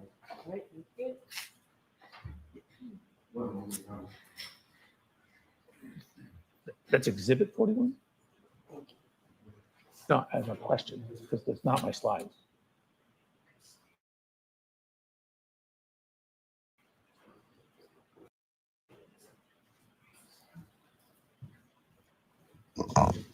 So, Mr. Alessi, is this exhibit number 41 or is this from the PowerPoint? Because, Slide 41. Slide. okay. Yes. So I'm putting this up because I want to show an actual photograph of that tail light. And I would like you, sir, to focus on the quarter panel tail light in each. Do you see a jutting out of the quarter panel tail light in that photo? You see it jut out? So I don't know if you and I are talking the same thing. There are little fins here. Correct. Now, what I'd like to do is to go back to the depiction we were just looking at. And that depiction doesn't show the jutting out, does it? No, it does. Those are actually more on the side of the vehicle. You can't see them in this image. Correct. You But- can't see them. Hold on a second. I wasn't finished. But Sir. they are 100% there. They don't look there. We actually did special hand scans with a hand scanner of the taillight to put it back on to the vehicle. You say they're 100% there, but you can't see it in that depiction, can you? The jutting out that you could see in the two-dimensional one we just saw. Just You ram the can't see fucking it. cars. I can't see who's behind that wall because it's being blocked by something. I can't see on the side of the taillight because it's on the side I can't see. It's being blocked. Sir, my question is simple. You cannot see the jutting out of the tail light in this depiction, can you? Correct. Okay, now let's go on to the next question in this topic. You could have easily solved what you consider to be the issues you had with trying to show it lining up, couldn't you, sir? You had an easy solution for that. Yes, do it. I took the best solution. What? I'm not sure what You you're referring had to. 3D images, correct? I did. You could have shown and measured 3D images to get almost the exact contact point and almost the exact dimensions if you had just used the 3D images that you had available to you. Isn't that correct? That's exactly what we did. When I went through the video analysis, I showed you how we overlaid the point clouds, the 3D scans on top of each vehicle. So we took the, we took Sir, the vehicles. please don't interrupt. Hold on. Your Hold Honor, on. he keeps referencing my hand and saying I'm doing something when I'm not. And I think that's distracting to the jury. So- I'm not interrupting him. Hold on. Let the witness answer the I question. am. I'm just holding my hand like this, Your Honor. He keeps saying that I'm doing something. Mr. Leslie, please. All right. Go ahead, finish the answer, Dr. Welcher. Again, in the photogrammetric analysis, I showed the video. I showed how we overlaid the point cloud on top of the video. That proves that the way we solved it, correct camera characteristics, matches. Otherwise, that would be distorted. We overlaid the scans of the Lexus into the photogrammetric analysis. We overlaid the scans of the scene into the photogrammetric analysis. We overlaid all that stuff into the analysis. We did exactly what you're suggesting. You could have easily addressed this issue by the following. If you really believe there was no contact or not sufficient contact, you could have produced a graphic that shows a gap between the two vehicles. A graphic, couldn't you? That's not a graphic. What is that? Sir, I get to ask the questions and you are to answer them subject to the judge's ruling. So my question is, couldn't you have created a graphic that would have better shown the issue that you are creating or talking about today? That's my question. Couldn't you have created a graphic? We did. We created a whole bunch of graphics. You called what we just saw a graphic? Yes. Well, if there's a gap, why isn't there then something that shows a clear gap? Because when you have the angulation of the vehicles, you have perspective. When you're looking at it, even if you do a top down, you see everything projected onto a single flat plane. So you can't tell the height of things. So when you see things in this dimension, you can't necessarily see depth of things. So you lose in two-dimensional images, you lose one dimension depending on which way you're looking. That's why I showed it from all these different angles to try and show exactly what you're saying. We had graphics to do that. 3D images allow you to show perspectives for 360 degrees, correct? Is that correct? That is correct. So none of what you presented in your slideshow shows the contact points from 360 degrees, does it? I don't understand your question. Are you asking if I showed it at every single, I went through 360 slides that showed it at every single degree? Yeah. So let's move on. I think I've made the point. So I'm going to strike the comment, Okay. Mr. Leslie. Dr. Welcher, let's go to the next topic.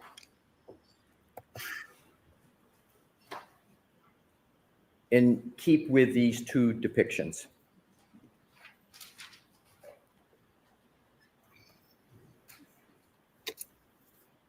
Next. Are these two images point clouds or 3D images? Are these two? Those are one and the same thing. They're yes. I would use them as synonym. Which term of the two do you want to use? Point cloud or 3D images? Both are fine. It's a 3D image composed of points. Okay, so let's just call them 3D images so we can do this more quickly.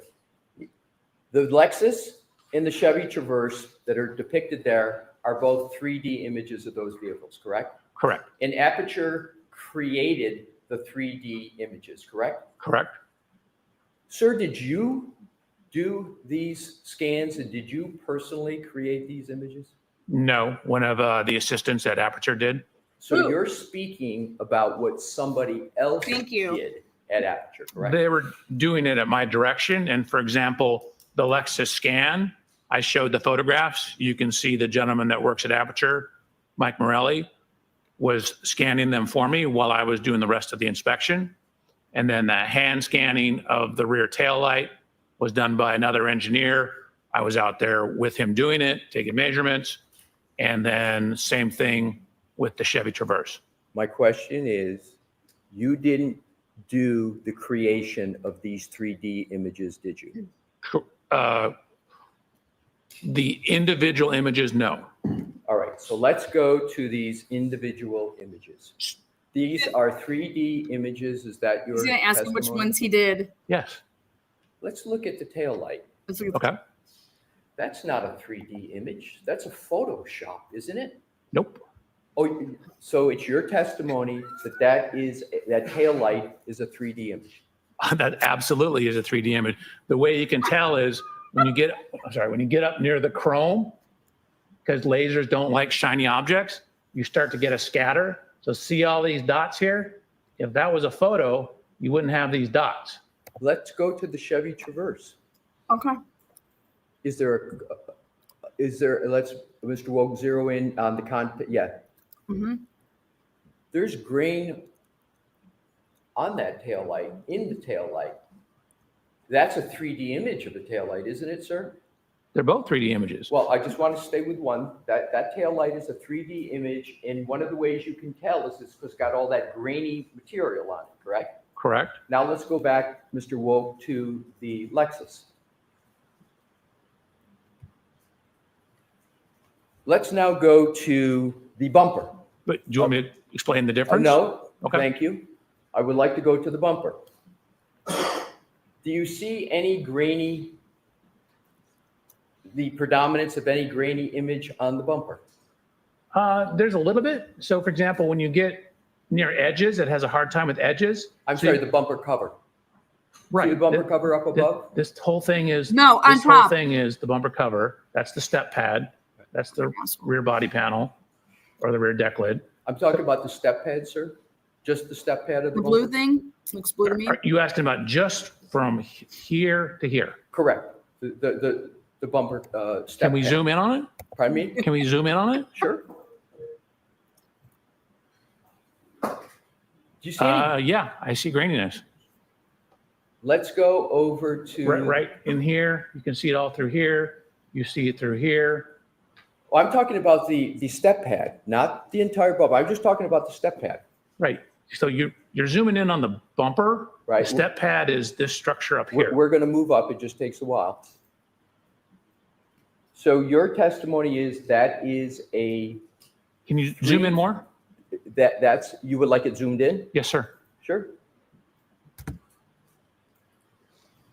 See up above it, there's Your testimony is that is a 3D image, not a Photoshop step bumper cover. Is that correct? So we have mapped the color over the 3D scans. We used two separate scanners. If you recall, when I got out to Miss Reed's vehicle, that taillight was gone. So we had to replace the taillight. Talking about the bumper cover, what the not the fuck? tail light. Okay, I'm explaining the process. I just asking about the bumper cover, not the process. So focus your answer on the bumper. That is a laser scan. Okay, so your That's a 3D testimony model. is the step part of the bumper cover is a 3D image from a laser scan, and it's not a Photoshop. That's your testimony. Absolutely. And you didn't perform the work for the 3D that you claim the bumper step up This is. is why Mike You are always didn't on do the. that work to produce that depiction, did you, sir? Somebody So- else in your firm did it. So this is all done at my direction. The engineers that work for me, so I'm telling them what to do. I'm not the one punching the keys. That's I'm my saying, question. I need you to do this, and this. Use the hand scanner, go scan the light. I need to put this back in because it was missing when we got to it. So no, I'm not punching the keys. Okay, so Okay. Mike Maroli is on the Commonwealth witness list. On both Mike Maroli, let's see. You guys, I see it clear as day. The step up thing, there's no anything grainy in that. He didn't create the images. He's like, I just told these people what to do.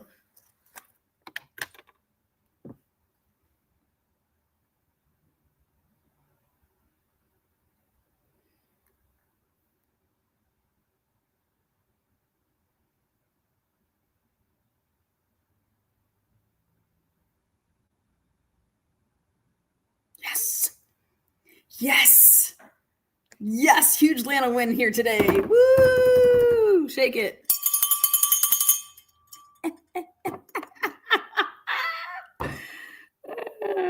Sorry, just personal wins over here. Fuck yeah, bitch. We'll tell you soon. God.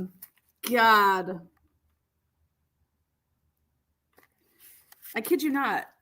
When I say I've been having these meetings, I met with the damn prosecutor down at Columbus. I was like, I have a question for you. I would like to prosecute somebody.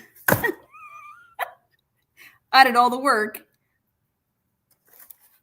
I want you to prosecute. Now, going back to this fucking shit show, Mike Morelli is on the list. I need a Twizzler. I need a Twizzy. I'm so goddamn annoyed. Take the cars and bash them. I would have just seen if it's possible, like the height. We believe what the emblem is. That's all. We just want to see if the. With regard to, no, we don't need to back up, Mr. Wolf. Isn't it correct that 3D images allow for proper and most accurate measurements as opposed to 2D images? Is that a correct general statement? I mean, generally, yeah. Okay, that's my question. So let's go to the next topic. Let's talk about hydraulics on the Lexus SUV. Yeah. Make a model, bitch. What type of hydraulic system Do you have? does the Lexus SUV have? So it has a mechanism, I believe it's actually pneumatic. It's air-based system that raises it up and down. Do you know what the name of that system is, sir? No, not off the top of my head. Do you know how it works I do. specifically? Well, I mean, I know generally that there's a button on the interior where you can raise and lower the ride height. And is that the extent of your knowledge of that system on the Lexus? No, I know when you park it, it'll drop down the ride height. When you adjust it for different roadway conditions, it'll change the ride height. Do you know what the height tolerances are? In other words, the lowest to the highest? I believe it's around 1.25 inches. At one point in time, I measured it. I don't remember off the top of my head. So you believe it's 1.25 inches up and 1.25 inches down? How do you apply the 1.25 inches? I recall the total being like 1.25 inches, but I measured it at one point in time. I just don't remember off the top of my head. Would you be surprised to hear that the tolerance is 5 inches on that vehicle? I would be surprised. I don't recall it being that much, but I would need to double check. Assume that the manual as well as other informations support that the tolerance is 5 inches and that specifically the vehicle can be raised 3 inches high and it can be lowered 2 inches. That's the basis for the 5.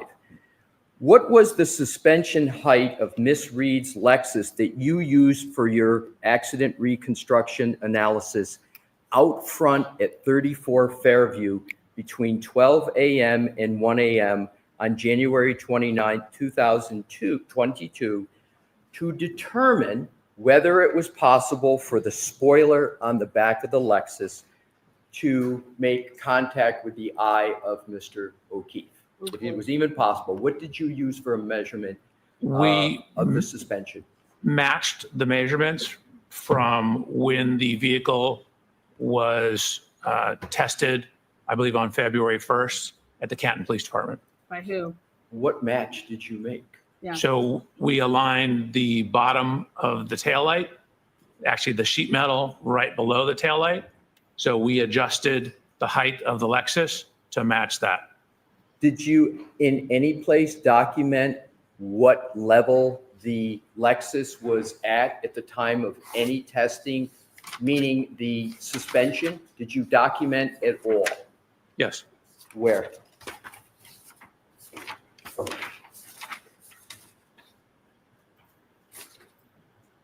Slide 107. Can we have slide 107, Mr. Wolf?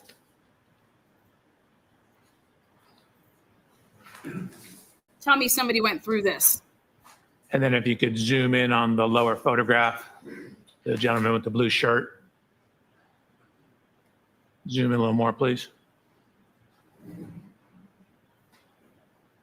So if I may, we matched the bottom of the sheet metal here to photographs when it was at the Canton Police Department. What? Sir, my question is, where did you document The actual Lexus. whether the suspension was at 0, whether it was +3 or -2? Where did you document that? Right here. Where? And what are the numbers of the documentation of that? I don't know. We were matching the photos. So I don't care what the numbers are. I care that the height is the same. Okay, so I just heard you say, if I heard correctly, you don't care what the suspension is at. Is that your testimony? No, I don't care what the suspension number is as long as the heights match. I understand. You know they match. I understand. So Why wouldn't you just get that number? And what was the suspension height of Miss Reed's Lexus at 5:07 a.m. on January 29th, 2022, while at One Meadows and colliding with the Chevy Traverse? What was the suspension height then? We assumed it was the same as when it was at the Canton Police Department. Exactly. You assumed, but there's no measurement like was just on that depiction. There was no note that said, okay, we're doing this very important and inches sensitive measurements to see whether the tail light on the Lexus makes contact with the Traverse, but there's no measurement and no documentation of what the suspension height was at One Meadows, correct?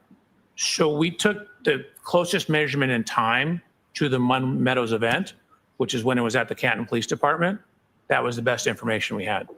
Well, that information isn't very good because the vehicle had to go from Canton to One Meadows.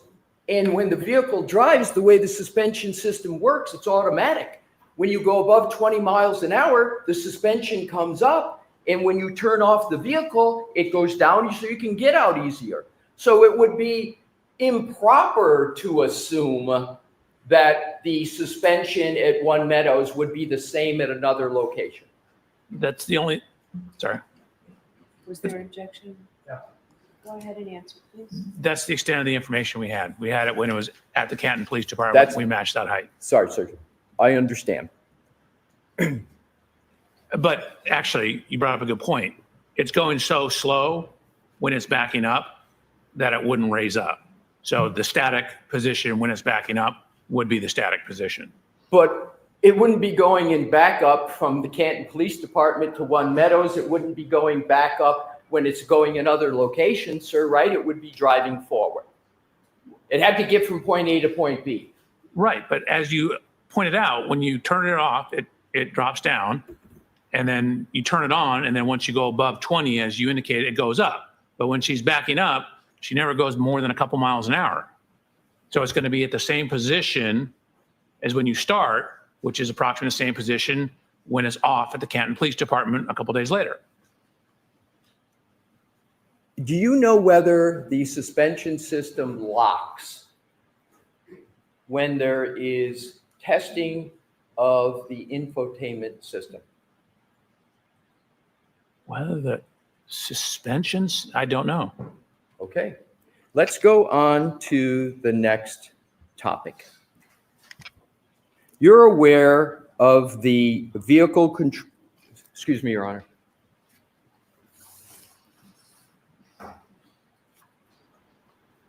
Okay, next topic.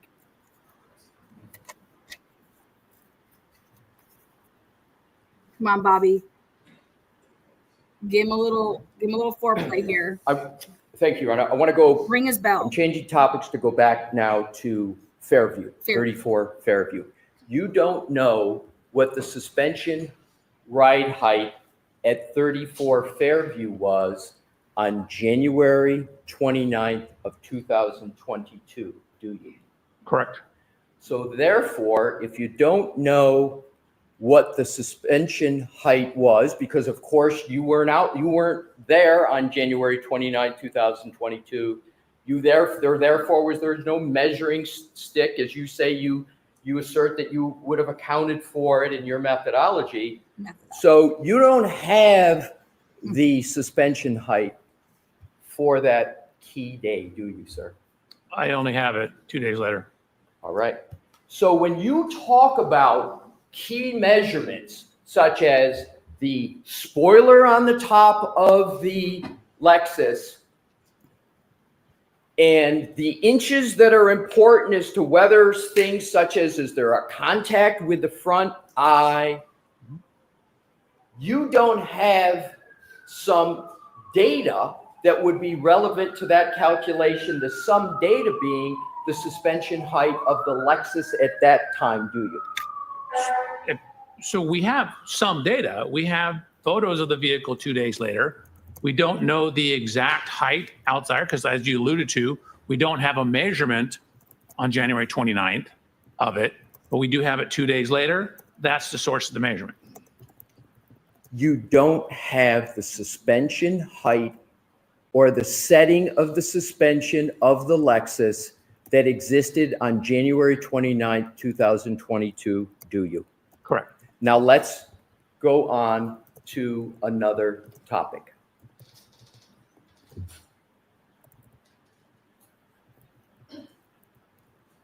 Within the 34 Fairview on January 29th of 2022, I'm not going to go over them, but you asserted various measurements, height, width, with regard to the Lexus, correct? It wasn't just for the spoiler at the top, correct?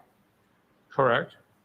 And for all those other measurements that you talked about, you did not have the suspension height and the suspension setting of the hydraulic system of the Lexus on January 29th, 2022, did you?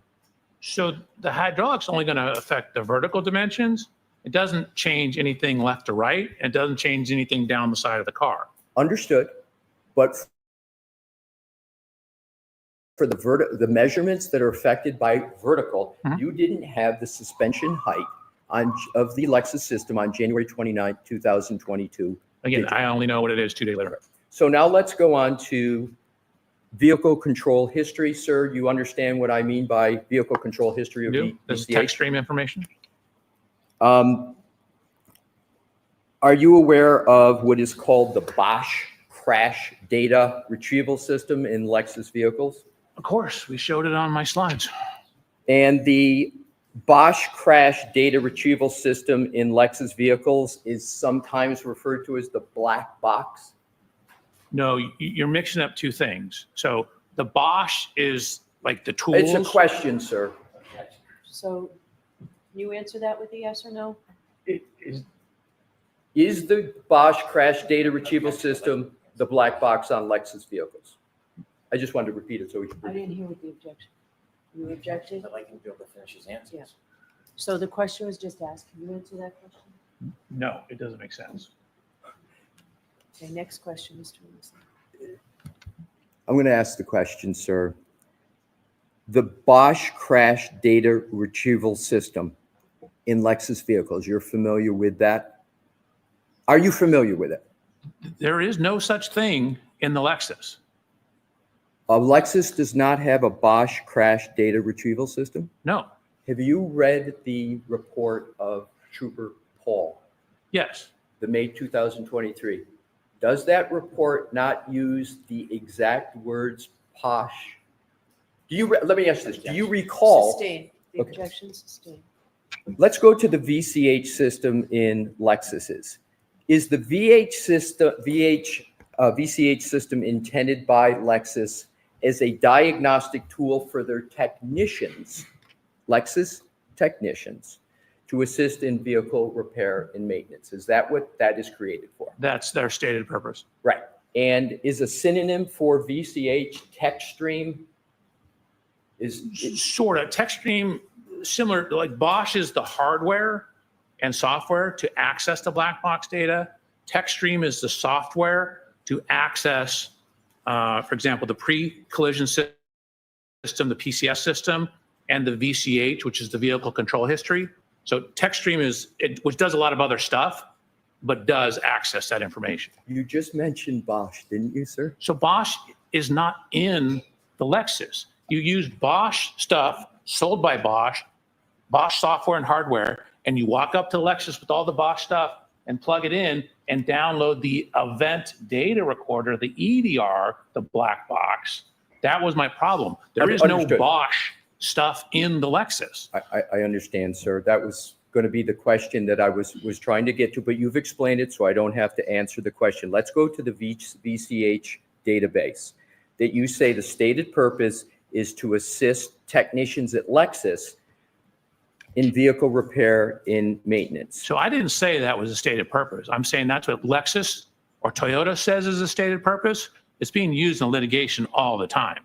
All I know is that's what Lexus and Toyota says. But again, it came about right when we started seeing all the sudden accelerations in the Toyota vehicles. So my question is the VCH database specific to Toyota and Lexus vehicles? So it's not a database, it's software. Is the software specific to Lexus and Toyota? The VCH? Those particular acronyms are, yes.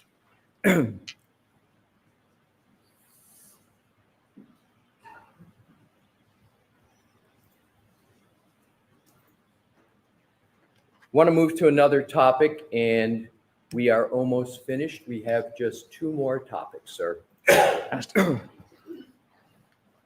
How common were VCH events when Miss Reed owned the Lexus? In 2022? Do you know the ownership period of Miss Reed with respect to the Lexus? Do you know how long she owned it? I have that documentation. I don't know off the top of my head. Do you have an approximate? No. I mean, it was a 2021 vehicle. Our accident's January 29, 2022. But I did get that information. Do you know how many VCH events were associated with the Lexus of Miss Reed? I did not count them, no. I have them all. I was only focused on the ones around our time period. Exactly. But do you have the number of events? Do you know how many there were? I could get it for you. How long would it take, sir? 3 minutes? Why don't we come back to it? Okay. And we'll see if it's. How about I start this so that we don't have to wait for it to boot up? And then when we come back to it, it's ready to go. You okay with that? That's all you're looking at, sir. Yep. Thank you. And then pick your head up, please, so I can finish these two topics. Please, go ahead. So how often were VCH events recorded on the Lexus before January 29th of 2022? Man, I have to pull this data up. Fair enough. I assume that's going to be in what you're also pulling up. That's the goal here.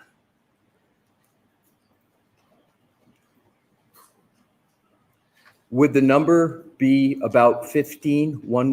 Does that sound right to you? Let's see. 1, 2.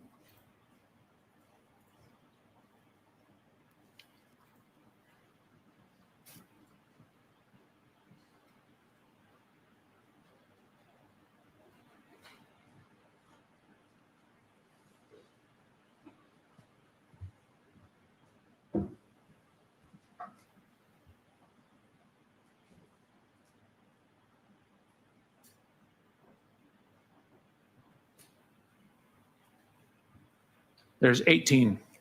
18.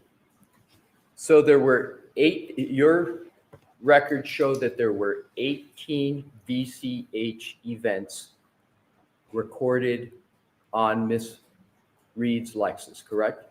Before the subject one. Right.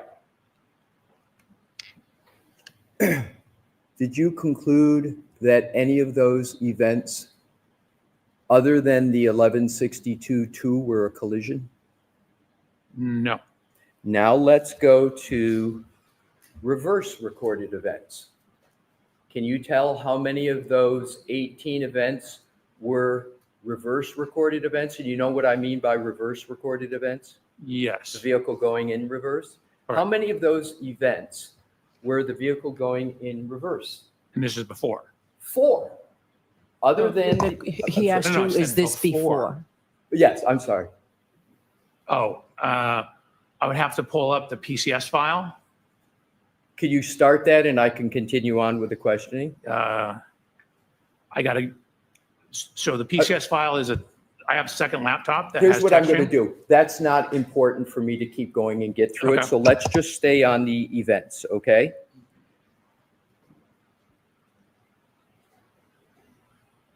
Only one of all of those events, those 18, are you concluding that there was a collision associated with them, correct? Just one. No, all those 18 are before. The collision's number 19. No, I'm saying, I understand what you're saying, but for all the other events that are recorded, you're not, other than the January 29, 1162-2, you're not concluding that any of those were collisions, correct? I didn't look at them. They were so far mileage away from everything. But you're not concluding, even though they were so far away and you didn't look at them, you don't conclude from the information you have that any of them were a collision, correct? Yes. Sustained. Let's go to 5:07 a.m. on January 29th, 2022 at One Meadows, the home of Mr. O'Keefe. Okay. There was a collision between Ms. Reed's 6,000-pound Lexus and Mr. O'Keefe's approximately 4,500 Chevy Traverse. That's undisputed, correct? They collided, they made contact. They touched. Right. But the actual collision at One Meadows did not register the recording of an event on the Lexus VCH system, did it? Correct. Too minor. So, however, you want this jury, sir, to conclude that the glancing blow that you contend occurred at 34 Fairview Road by the same 6,000-pound Lexus in contact with a mere 216-pound man did register an event on the Lexus, correct? No, the impact didn't register the event. As I pointed out, the trigger was from when the accelerator pedal went to 30%. The tech stream does not register crashes at all. It registers excessive acceleration, excessive steering, excessive braking, things like that, things that would be part of the maintenance system. So the tech stream just pull the classic will never theory. register an event, even if you hit a wall at 100 miles an hour necessarily. I mean, it'll cause fault codes and things like that, but that's not what it does. The trigger here was transitioning into reverse and then gunning the accelerator pedal in reverse. And so when it went from 30 up to 74% throttle, once it went over 30 in that transition, that's what triggered the tech stream. It had nothing to do with, and that's why I'm telling you, I don't know when in that event the impact occurred, because the tech stream doesn't tell you that. Thank you. You're welcome. Exactly my point. The tech stream information doesn't tell you when a collision occurs, does it? Correct.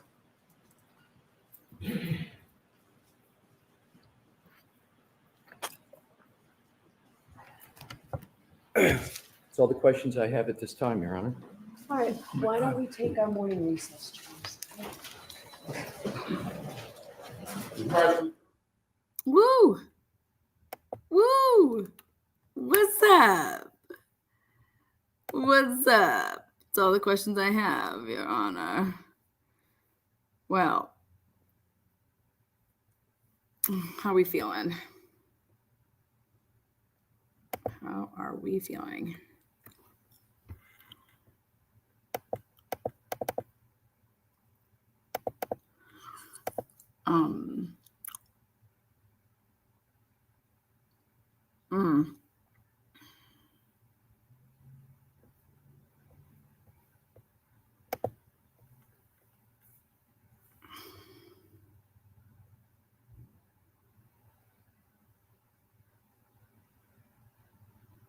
This guy is evasive.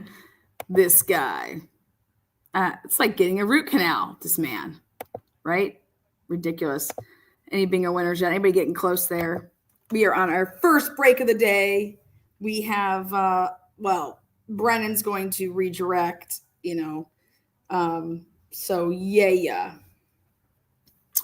Let me tell you, when I had him shake hands with somebody that would refuse to answer questions. Let me see my line of questioning. I just pulled it up here.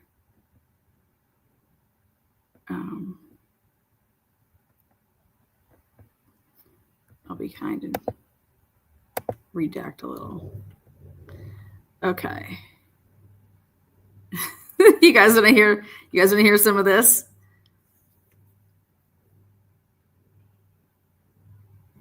You want to hear smart ass Lana?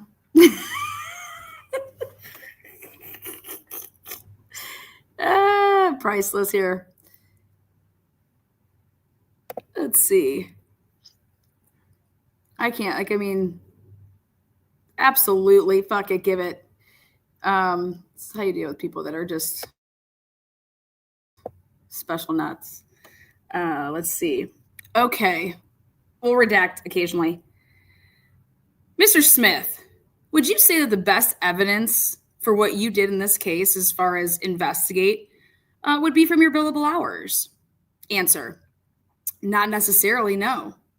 Okay, so if you can turn to Exhibit L, I think it's in the binder and it's the second page of the exhibit. It says, well, can you identify that for the record? Is that your bill? Yes. Answer: yes. Question: and it's from the time period, well, it was sent to myself on March 7th, 2023. Is that correct? Correct. Okay. So, Mr. Smith, how many billable hours went to the word research or investigate between 1031, which that was a typo, right? Correct. Answer: correct. Is that a typo because you weren't billing me monthly and you made the bill in March of 2023? I think at the end of October of 2022. So yeah, but when you gave me this bill, the first bill that I've ever received from you was March 7th of 2023, correct? Correct. Okay, so it was probably a typo when you put 10/22 of 2023 instead of 10/23/2022, because you weren't billing me monthly like you were supposed to, right? Correct. Okay, so the first bill you sent me was March 7th of 2023, correct? Correct. And so from then 10/31, which would be 2022, all the way down to 3/5/2023, is there any evidence there of you investigating these claims? Answer: yeah, because my billing does not include every little thing I do. There is a lot of billing that I don't include. A lot of times in cases like I just reviewing videos or checking, communications, those kind of things. I don't always bill for all of those, that stuff. Question: so then, therefore, we have no idea what you're actually doing then? Answer: well, I think I just testified to everything I did. Okay, so I have a question here. On 3/2/2023, while looking at Exhibit L here, it says email from blank. Correct.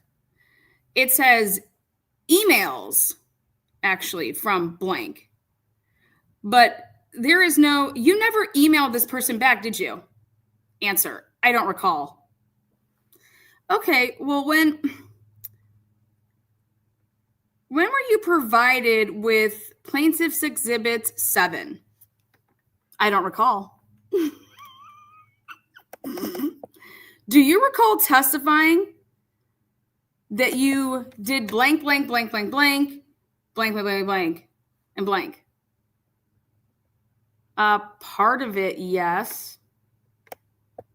Okay, now, isn't it true, Mr. Smith, that you actually never met with blank, blank, blank, blank prior to writing that blank, blank, blank motion? Answer, I don't know that I testified that I hadn't gotten anything out of blank, blank, blank, blank. That was at the first hearing, I think I filed that.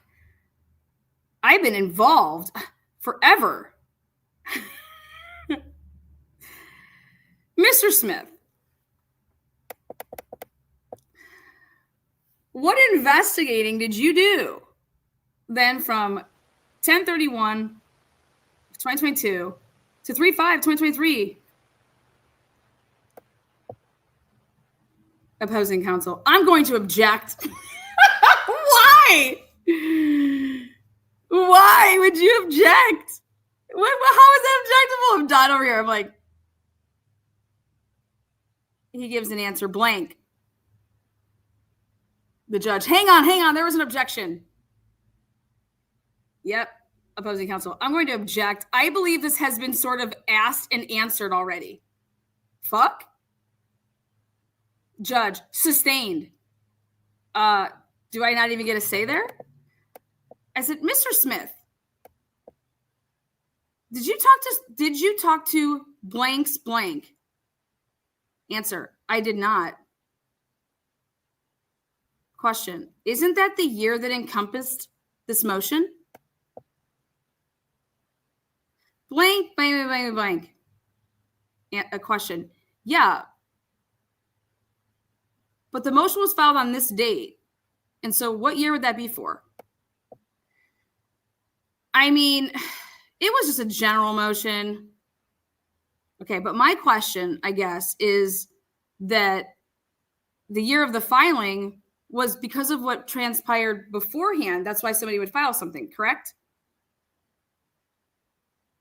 Answer, I guess, yeah. Question, and so you didn't think it was important to talk to blank, blank, and blank? Answer, I did not talk to those people, no.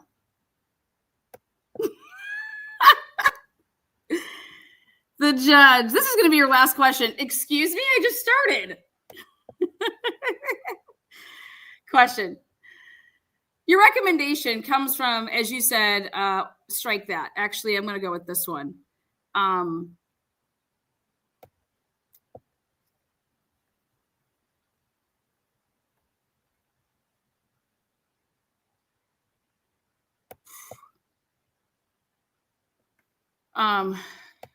I have to slow down. Okay. Strike that. Question. So you don't recall emailing me and saying that we're not going to do blank, blank, and blank, and blank. And so therefore, I'm not even going to do blank, blank, and blank. Answer. There was no need. Well, prior to everything that we're here for, Mr. Smith, we didn't agree to anything yet. And it was your recommendation. I'm going to object. I didn't even get a question out. I'm going to object, opposing counsel says. I'm like, what? Excuse me? I haven't even. I'm going to object. If she is talking about this time period, is that what you're referring to? Says the judge. I said, I'm referring to what he testified to. I've been on this case since the beginning. He has opened the door to the entire period of any time of me knowing this person based off of his answer. So my question is, Mr. Smith, isn't it true that you committed misconduct, professional misconduct, when you, in violation of 8.4, 3.4, and 3.5 of the rules of professional codes of conduct, when you motioned to the courts on March 2nd, 2023 at 4:47 p.m., stating the following,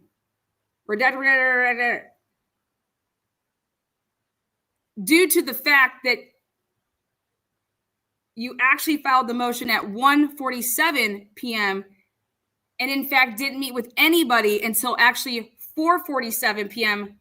that day, making it impossible for you to have ever been able to render anything that came from that meeting, which was 3 hours after you made your motion stating your erroneous claims. Objection. Move to strike. Nothing further. Anyways, just having I don't recall. Absolutely ridiculous. Yeah, sure.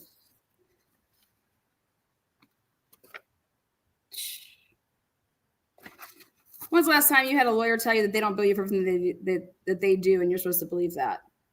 You want me to believe that you don't bill me for everything that you do? Are you out of your fucking mind? That's all lawyers do. 6-minute increments. How the hell am I supposed to know what you've done in this case if you're not billing properly? That's against the professional rules of codes of ethics. Where do you see the word investigate on there? Where do you see the word research on there? How many total hours did you spend on this case in 4 or 5 months? 8.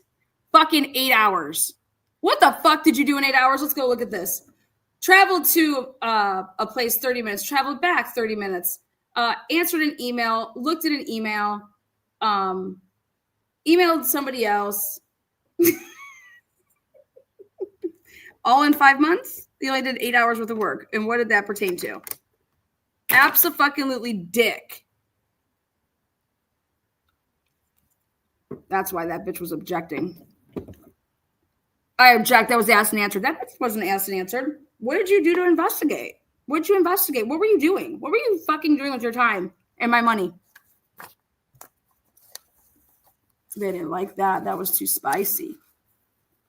That was too spicy. What are they doing in this fucking ship? That was the time I had to deal with somebody that was just, I don't recall. You don't recall if you received Exhibit L, huh? $400 an hour at 8 hours.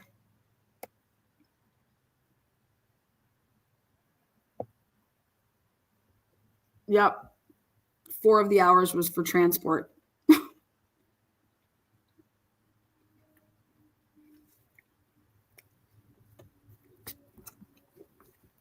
They didn't let me get into the spicy stuff.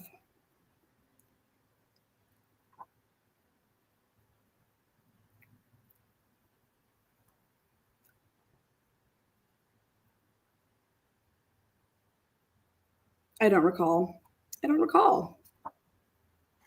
Moral of the story is that the only way that you can get somebody to recall something is you have to provide them with more information. It takes longer. And when you're on a clock, you have to do like this case in 3-hour period. There's such a thing called a stall tactic. And saying I don't recall is a stall tactic. Because then I have to go and get other exhibits to show, okay, here's this. You want to break it down?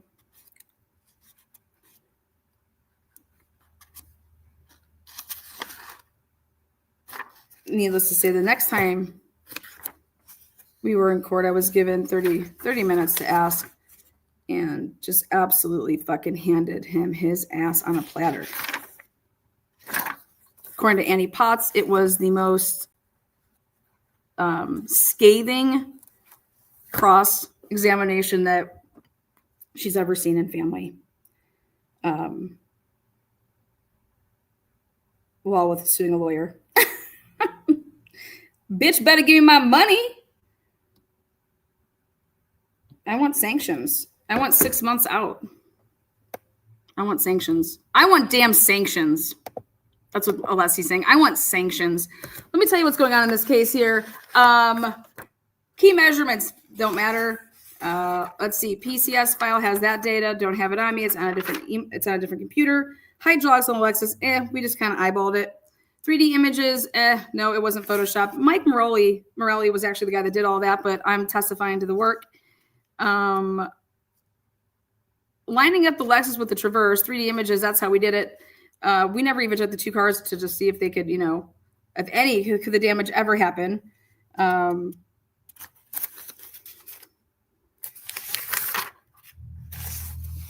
Best part was the Ring camera model. What model did you have? Where was it mounted? Where was the old one mounted? So what's the variance? Where's the principal point? The camera calibration. It was on a swivel. What actual camera was it? What's the model? He didn't know what the models were. I would just want to know if they flat out, if it could ever happen. If the height of both of those vehicles, could the Lexus ever in any type of fashion hit the Traverses, whether it be, in order to puncture, could it happen at all? Is there any way that is possible? And I'm just curious why they didn't go that route. If I was Alessi, I would have asked that. Did you do any tests? And he was trying to say, I was taking it from all these angles. No, you were taking a picture of just that from all those angles. How do we know that Karen didn't fucking hit the car twice? How do we know that Karen didn't attempt to leave and decided not to leave? Remember, she makes those calls in the garage when the Lexus is all geared up. How do we know there wasn't a car cycle or a key cycle and she was actually going to leave? And then she decided against it. There's just, I cannot believe that they're taking Karen's interviews with the media as evidence. That's just mind blowing. What if Karen would have just said off the wall shit? Yeah, man. I took my fucking car. I was doing donuts that night. Because John, he fucking hates when people fuck with his lawn. So I just wrote on his lawn on purpose and I turfed it. And what if Karen would have said that shit in interviews? Dr. Welcher has executive dysfunction. Oh, wow. That's interesting. We were just talking about that word, executive functioning. His inability to process questions without echoing aloud the queries of Alessi is typical of an executive dysfunction. Wow. His reliance on his notes, laptops, internet searches, and need to finger count while testifying. I feel like I get the impression that he hasn't testified that much. Anybody else get that?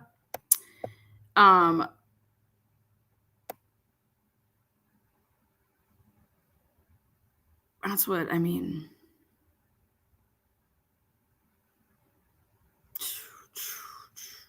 Dr. Latina, how was your trip, girl? I hope you had fun. If you're still on it, I hope you're having fun. I wasn't sure how long you were tripping it. Fucking hate assholes.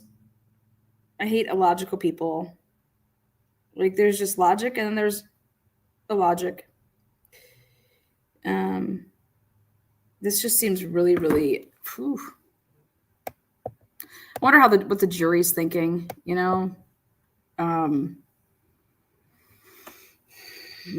Supposedly, allegedly, what's statistically proven is that stuff that's confusing, disorganized testimony, and just over the heads of people, they just disregard it.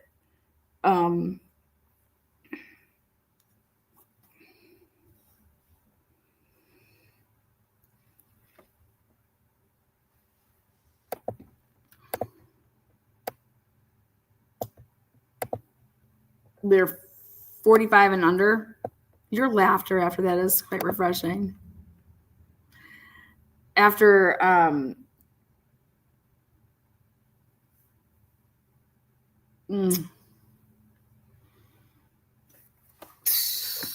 long is this cross going to be? Or redirect? I'm guessing.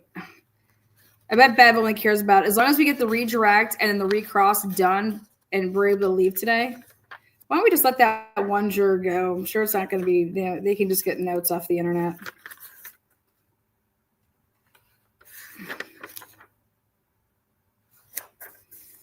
I think for me, if I was a juror, I would just be saying when I went back to the deliberating room is like, why didn't they? I just want to know if there's any angle possible for the Traverse and the Lexus to collide and damage the taillight. Just in the slightest. Or that, how about this? Ready? We have the testimony, like, from Carrie Roberts and Jen McCabe, and they say that they saw this damage or whatever. And they're over there testifying to, is this how you saw it? And they're showing a picture. I thought Alessi was going to go talk about the buffed out vehicle, that there was no damage to the Traverse. Did he forget that part? Does he not want to bring that up? Like, you inspected the vehicle. Was it off of the pictures that were taken? How many days later? And you know that car was sitting out in the snow. There's no salt on it. Doesn't that car look like it was just waxed? Or are they looking at it like, if we go that route, it's too conspiracy-ish, so don't go down that route? I don't know. Everything's all about strategy here. It's going to be really interesting how they strategically go about their case in chief if Proctor does not testify. It says TBD.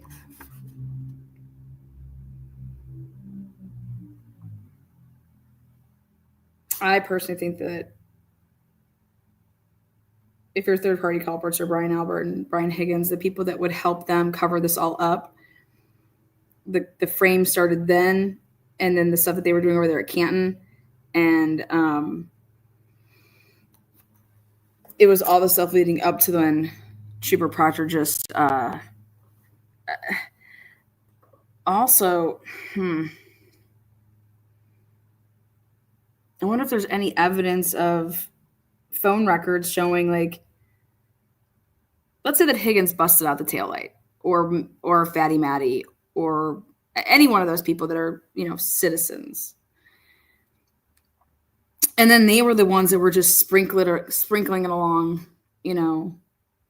and telling people to, hey, I was out there looking, and there's a whole bunch of more pieces you might want to come get.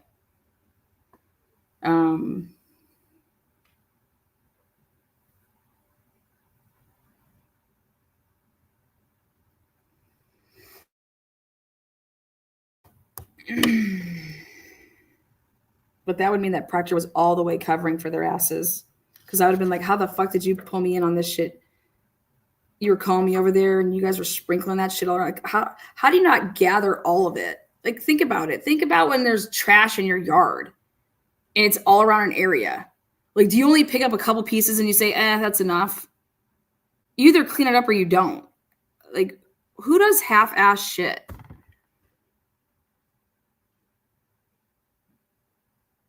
Like, I'm gonna go bust up something and put it in my neighbor's yard, okay? And I'm gonna secretly record it on my Ring camera, and I'm going to see if when they go to clean up the area of all this broken fucking, I don't know, I'm gonna go get bike parts for like reflectors or something, and put them in an area in her yard, and see if she just only takes a couple of them.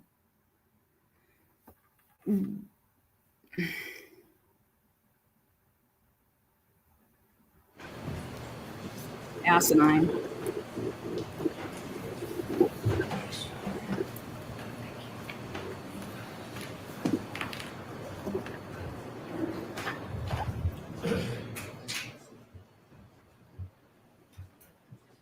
My dad always said if he was a nun, dude.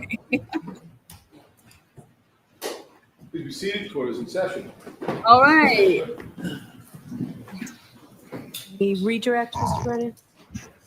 Nah, he's good. Here we go.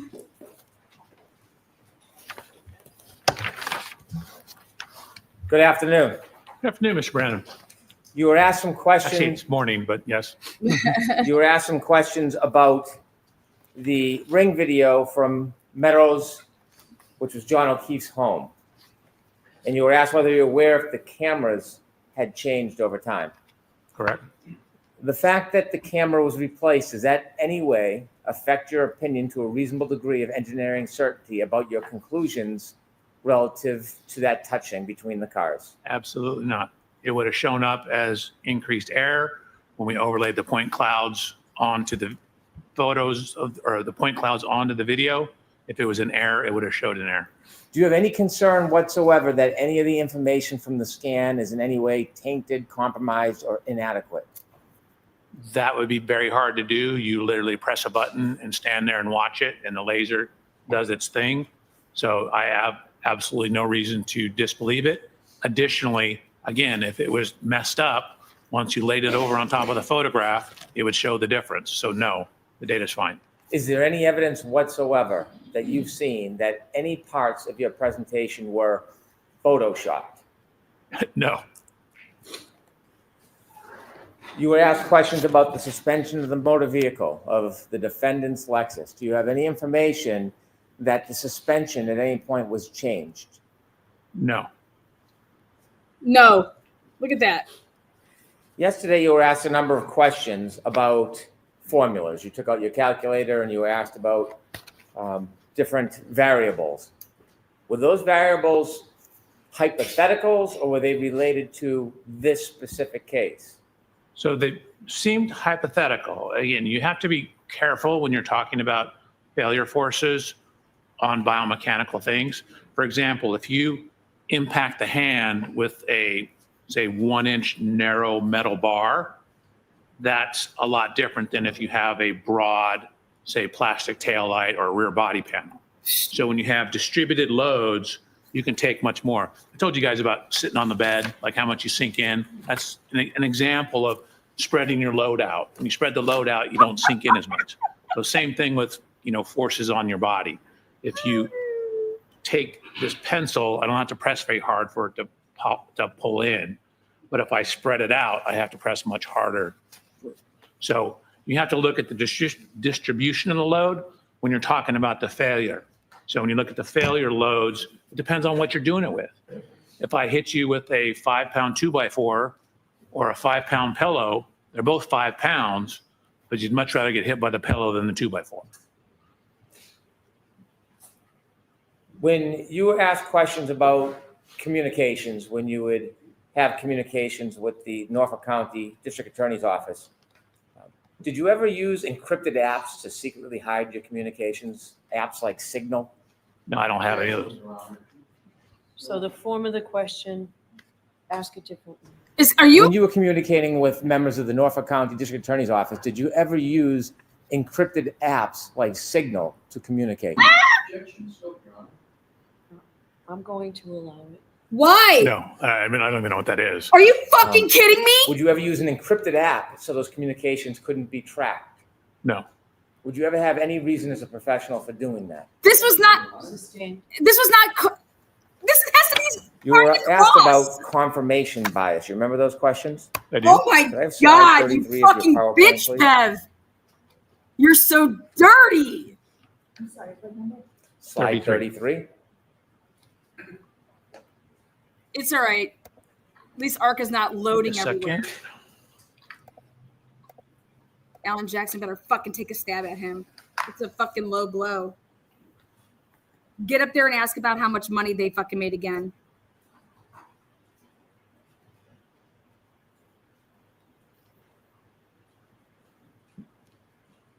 $33. You could zoom that in, please. A little larger so we can see it. I cannot do it with one monitor. You can't do it any closer than that? Not since I took down, oh, hold on. Oh, here we go. Which part do you want me to zoom in? Miss Gilman can zoom in for you. Sorry? Which part? Miss Gilman's going to do it for you. Oh, there you go. Perfect. If you could zoom in, please. Okay. On shift position signal, going forward, then neutral and reverse, does that data suffer from confirmation bias? No, that's strictly electronic data. When we look over at the vehicle speed, can we go to the left a little bit?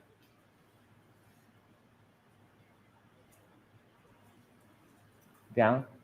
Alessi said a trap. Be careful. Vehicle Brian. speed ending at 2361 miles per hour. Does that suffer from confirmation bias? No, again, these are direct readings from the vehicle. Again, that speed on this here, you have to correct for the slippage, which I do later on in the slide, but that is a direct reading from what the speedometer is seeing. Acceleration at the end of that 10-second window, 74%. Does that suffer from confirmation bias? No, that's a direct reading of a sensor. That's objective information.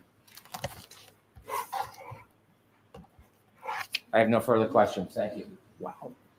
Wow. Who said wow? Anything, Mr. Alessi? He has the worst mic.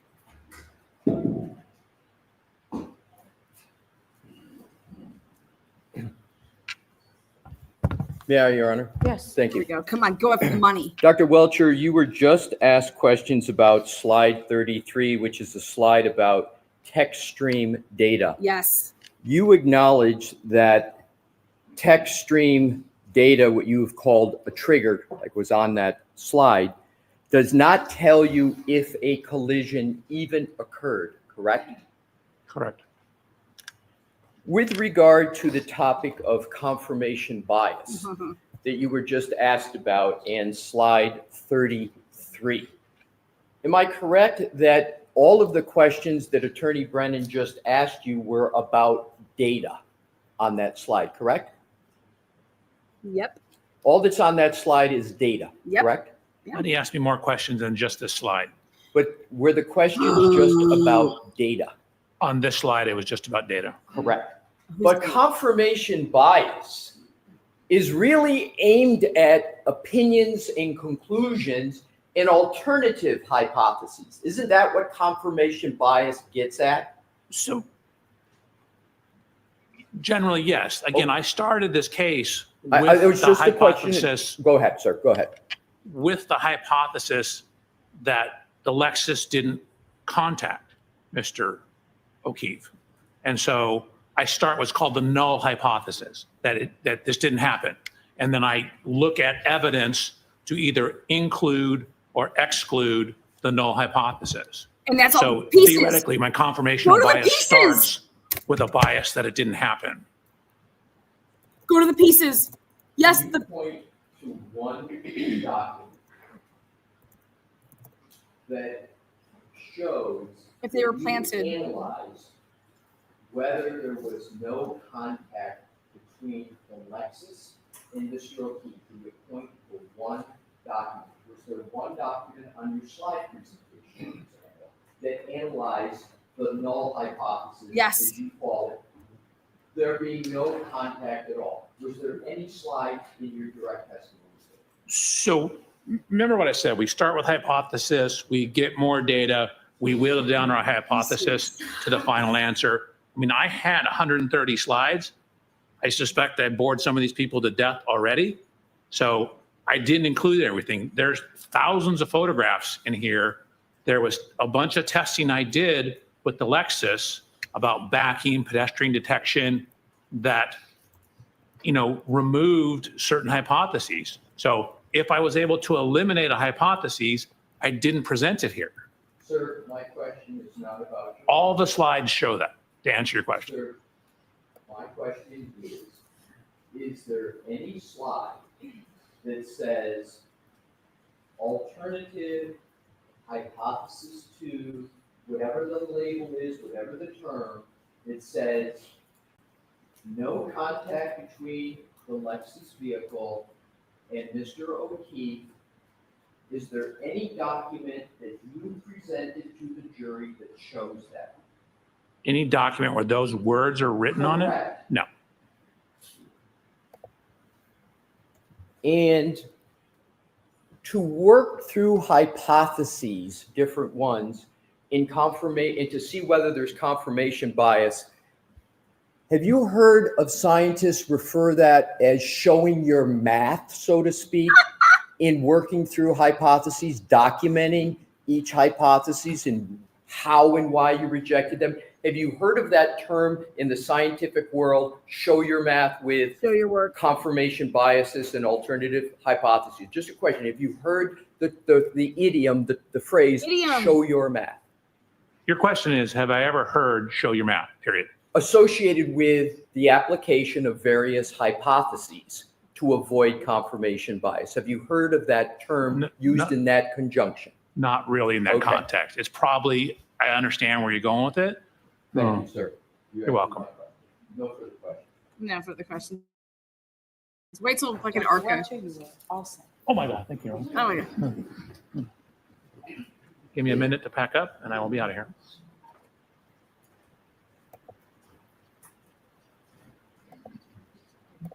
Oh, I am plugged in, yes, thank you. Don't forget your watch, fucker.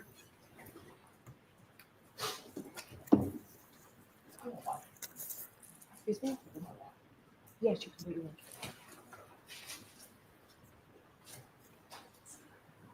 it. Thank you. Oh boy, what's happening?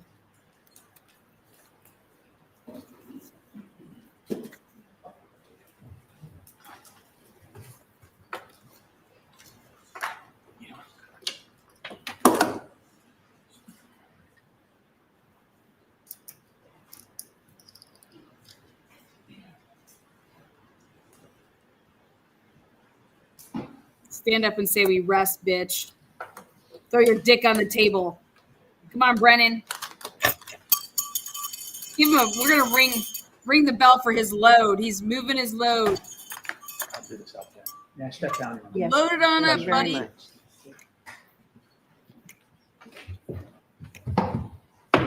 Come on, baby.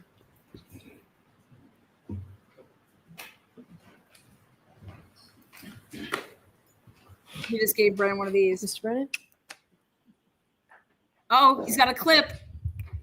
Bingo winner. Commonwealth moves to introduce and play clip 26. Oh God, here we come. Clip 26.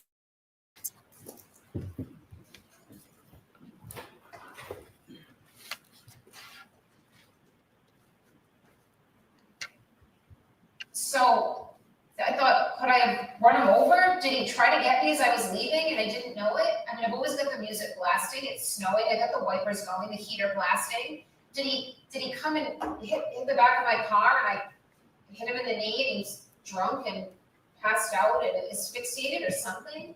And then when I hired David Yannetti, I asked him those questions the night of January 29th. Like, David, what if, I don't know, what if I ran his foot over or what if I clipped him in the knee and he passed out or went to care for himself and he threw up or passed out, and David said, yeah, then you have some element of culpability.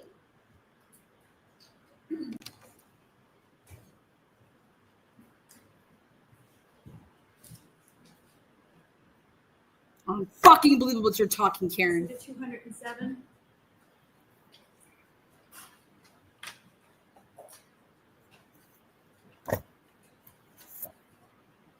Your Honor, the Commonwealth rests.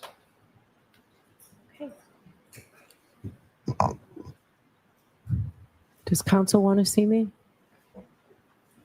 We do, Your Honor. Okay, so should we send the jury out or should? Probably, yes. So jurors, so everybody can sit. So jurors, the Commonwealth rests. That means that the Commonwealth's case has been presented to you for your consideration. So I need to meet with the lawyers for a few minutes, so we're going to send you back out. I can tell you that it now appears that we're at least on schedule, if not a little ahead of schedule. So we'll send you back out for a short recess. Rise to the jurors. Can council come to sidebar, please? Sidebar my titties. Okay, now here it comes. Now we get to strategy. Strategy.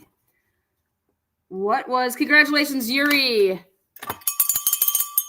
A bingo and one touching them. Touch them all, Tommy. Let's talk about basically what was Hank's strategy was to eliminate the people saying that they didn't see a body on the lawn, eliminate the defense's ability to cross-examine witnesses that they want and then put them in that type of situation. So you're not leaving out to dry the Proctors, the Higgins, the Alberts, make them call them in their case in chief, the defense's case in chief, and it has to be all direct. Unless you can move for them to be considered hostile witnesses, which then you could use, leading questions if that would, Bev ain't gonna fucking let that fly. But notice how Paul didn't testify. Notice how Aaron didn't testify. I'm telling you, it's because of that civil suit. Paul got the ixnay.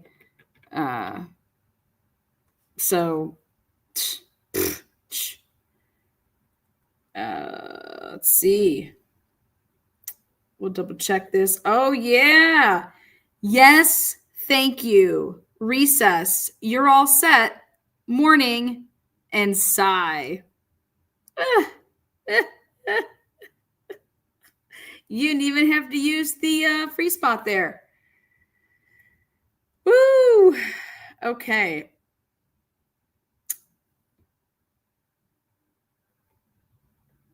So,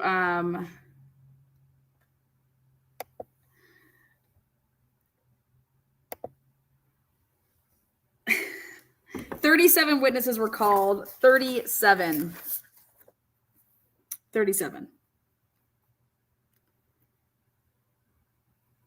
And of the 16 people that were supposedly in that house,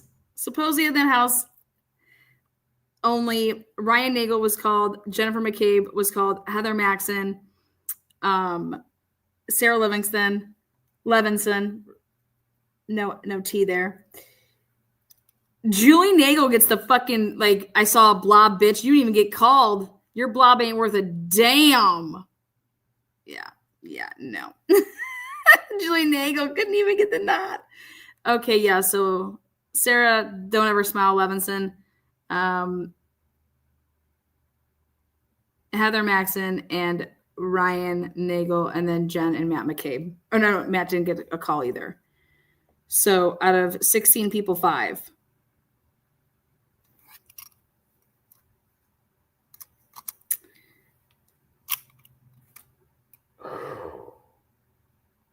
I think the defense is at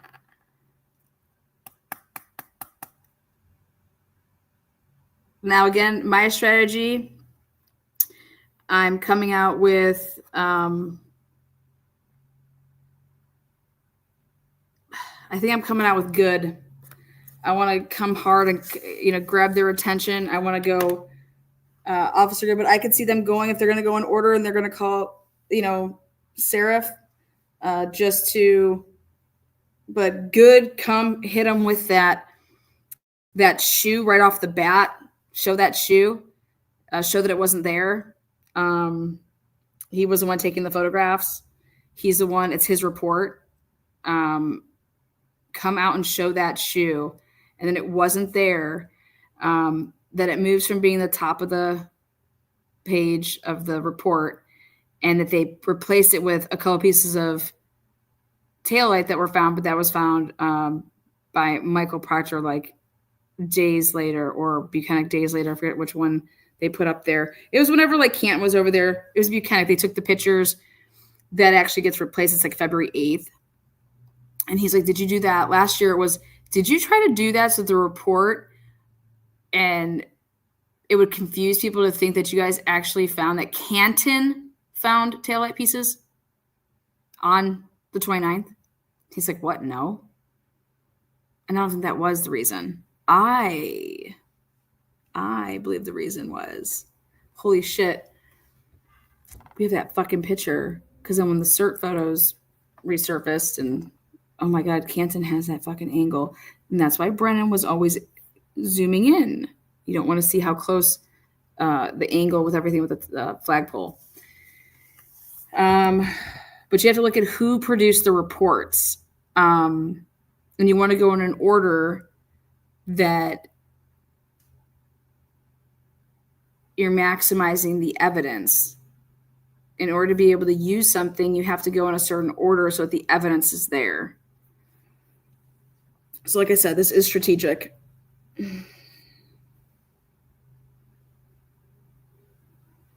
If you wanted to come out with a, people are like, come out right now with ARCA. I don't know. I say I would still leave ARCA for the end. Because you're trying to give ARCA as much time to prepare for what they're doing. That's the other reason I don't think they're going to lead with ARCA. So the strengths of the case is going to be so important now, more so than ever, because they didn't hear it on direct, is nobody saw a body on the lawn. You guys, come on. Nobody saw a body on the lawn.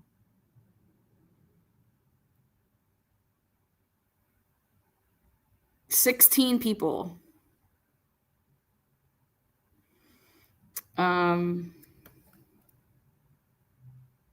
16 people. Now that no one saw a collision, no one saw a body on the lawn. That's, people were coming and going.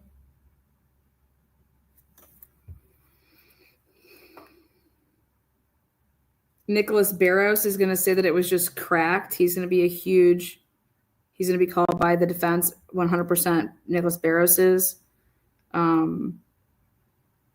I want to know if maybe they're going to go the whole Aaron Beatty, Tom Beatty route with that phone call. What was it all about? Why did Colin call you? What time was it at?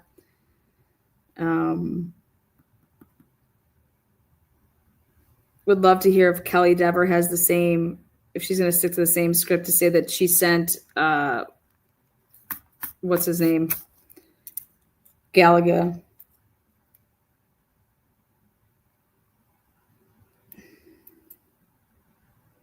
I think Derek Ellington's going to be superb. Remember, they have that Google search. It's just a matter of the order that you want to pop it at them.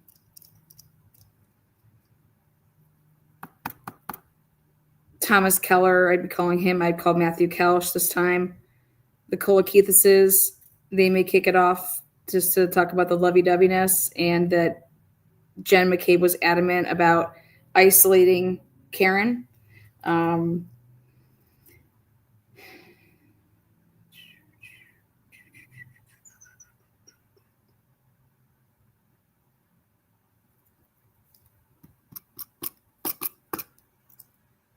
I've always wondered why John O'Keefe Sr. was on the defense's list. And I truly think it has to go with, I think that they got along and that he was around a lot. Fuck it. Call Courtney and Elizabeth Proctor.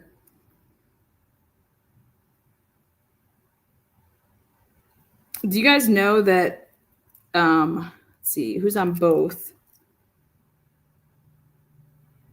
Michael Proctor. Michael Lank. God.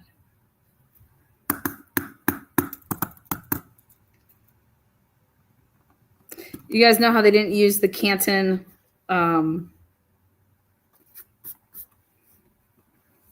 library footage? They didn't use Jutras to introduce anything. Hank has made it so that the defense is going to have to call, however they want to go with their, just every piece of evidence that we haven't seen yet, okay? The defense is going to have to introduce. And he's not going to Hank's not going to stipulate to shit. No way.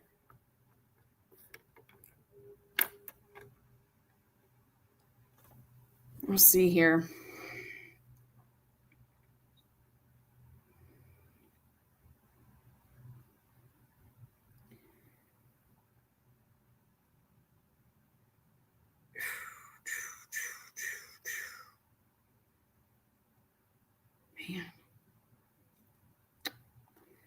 It's gonna get interesting.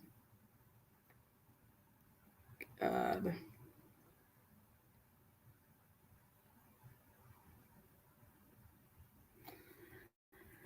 Woo!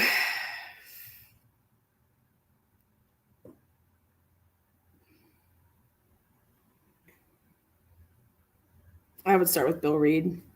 Set the tone.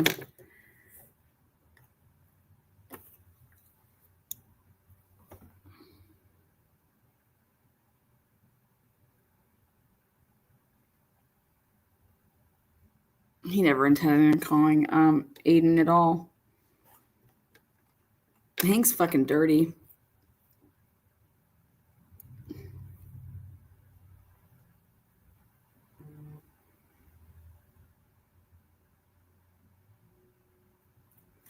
Not confirmed, Sherry says, but John's dad knew the Traverse was worked on. You could tell the Traverse was worked on. They need to start with Higgins. You want him to come out swinging. You got to build up for you. You need evidence. You need more evidence in.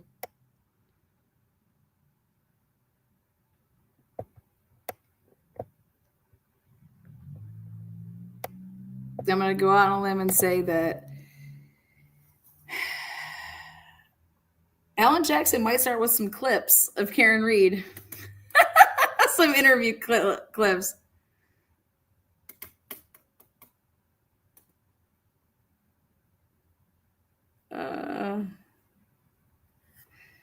I don't think they're calling Proctor.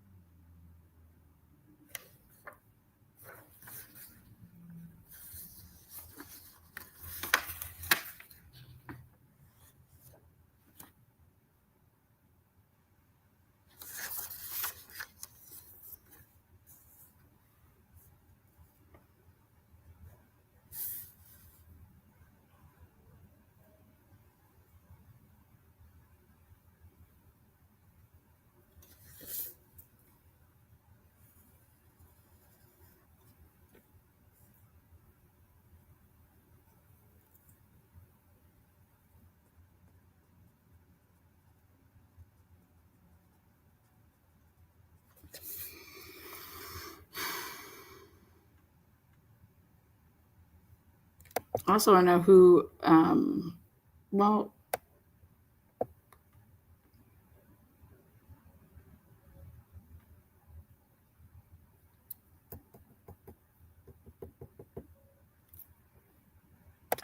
see, I would want to get one of these Canton fucks off guard. You know, call them down here, get them down here. They're on a subpoena. They know that they could be called any minute. They have to be here within, you know.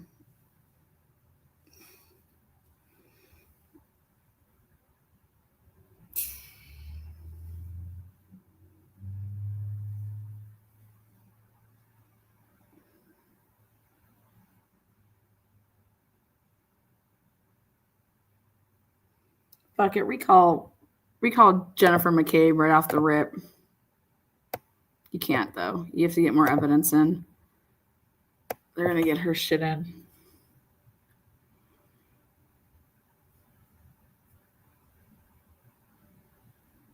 I know my play would be 100% good.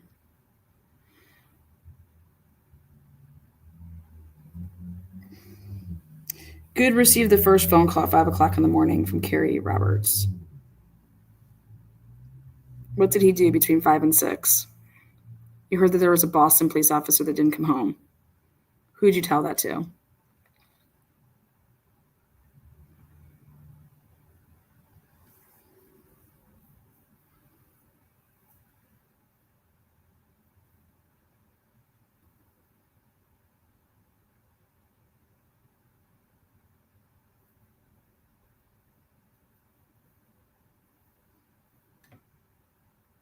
I would look at good swipes to see if he was moving all around in the Canton Police Department that night or that morning. I would call good.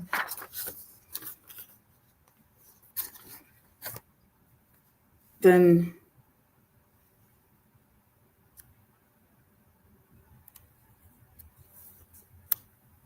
one other thing I would do is if I wanted to call Seraph and Mulaney just to talk about how they scraped off that path or that part of that berm, they scraped it off.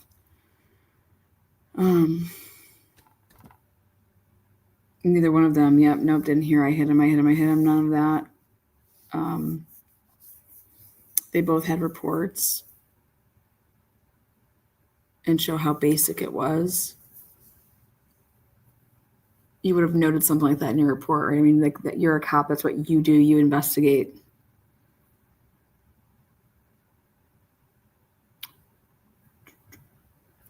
Then good, then link.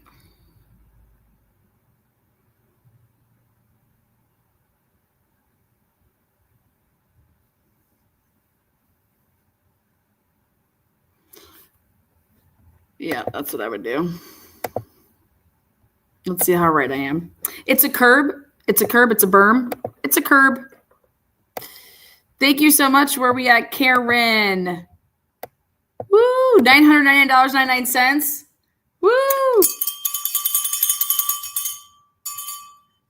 $999.99. Your laughter, $49.99. Your laughter after that is quite refreshing. Woo! Something's refreshing. What are we doing for lunch, guys? It is 11:44. Dr. Latina. $999.99.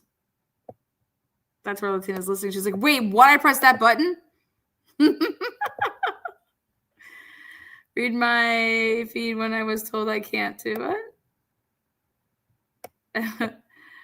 Karen, turning everybody green. Woo! God. Woo! I think Welcher is in the Commonwealth's pocket. Yeah. He won a case for the Commonwealth. I'll try to look up at that case. Come on, I just want to know what's going on. Yuri, math teacher, turning more people aliens. Yes. Aliens. Who's getting... Turn on your membership, free membership gifting. Turn it on. I have no idea how to do it. I think you just hit a button.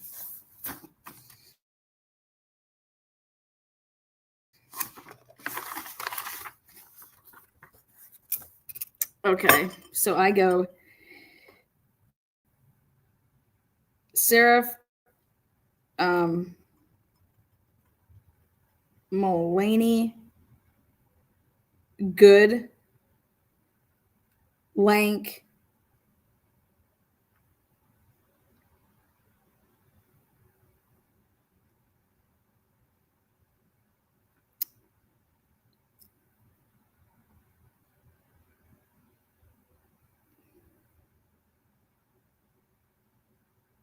Chris Albert,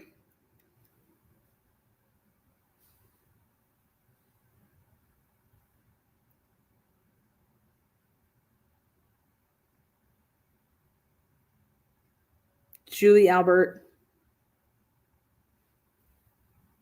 Nicole Albert,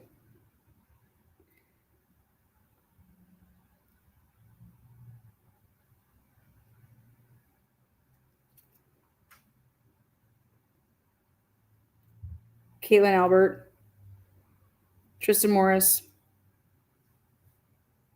Yes.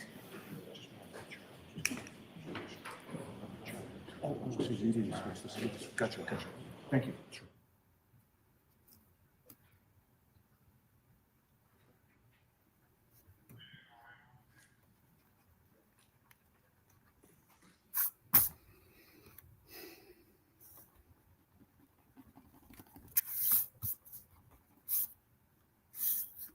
I need things said by them to lead into my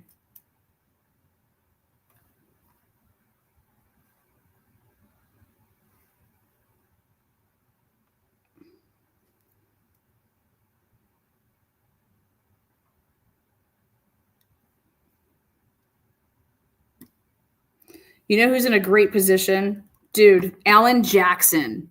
Alan Jackson right now is going to get back into his prosecution role, okay? And he's going to present a case like he was prosecuting the third-party culpabilities. Holy shit. I just had an epiphany. Oh my God. Fuck yes. Alan Jackson. He's going to take his prosecution skills that he displayed in the in his time in LA as the prosecutor when he prosecuted Harvey Specter. And he's going to turn this into how he would present a case if he was prosecuting Brian Albert and Brian Higgins for John O'Keefe's death.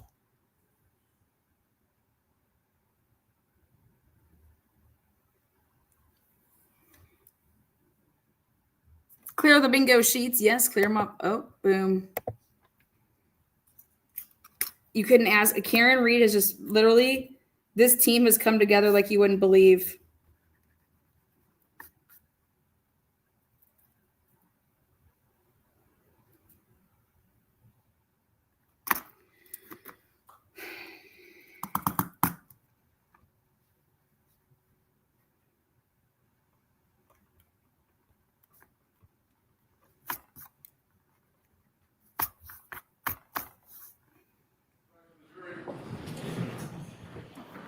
The jury's coming back in. Wow.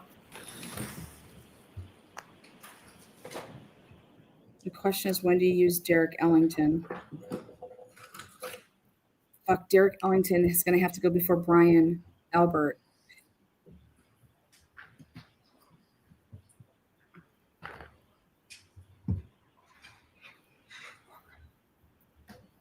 Derek Ellington might have to actually go after the Canton police. After Lank. Court is in session. Please be seated. Well, here we go. The defense is starting. So jurors, we all. Oh, maybe not. Several times a day, doesn't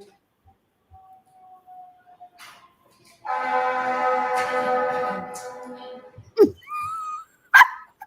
So we don't want to waste anybody's time. I know we've spent a lot of time at sidebar, and we've had times that we've kept you in the deliberation room because we've been trying to sort through everything, trying to make this trial as efficient as possible, but also honoring and respecting all the hard work of the lawyers that's gone into preparing this trial. So sometimes I do understand that it's frustrating for you. But today we were able to spend some time this morning. I know we kept you in there almost half an hour, and we've just spent some time now. So I can tell you that we are ahead of schedule right now. I still need to talk to the lawyers about something tomorrow morning. So we're going to send you home now and have you come back tomorrow morning at 9:30, because today I know we kept you until 9:30, and it doesn't make any sense where I already know I need to talk to the lawyers tomorrow morning to have you here for a 9 o'clock start. So tomorrow will be a full day, and we'll have you here ready to start at 9:30. Okay, so those same cautions. Please do not discuss this case with anyone. Don't do any independent research or investigation into the case.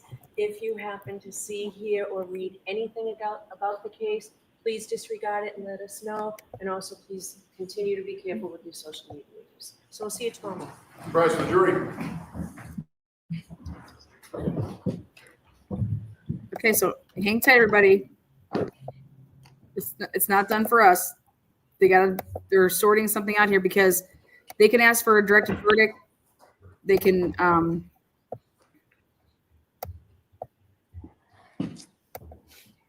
if she says that she has to talk to them again in the morning, there's an argument coming. Okay, here we go. All right, so Ms. Little, if you can get me whatever you're going to get me within the next hour, so that would be great. And I'll see everybody tomorrow morning at 9 o'clock. Thank you. Oh, great. Miss Little.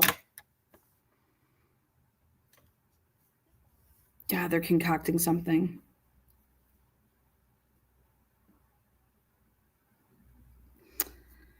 Huh.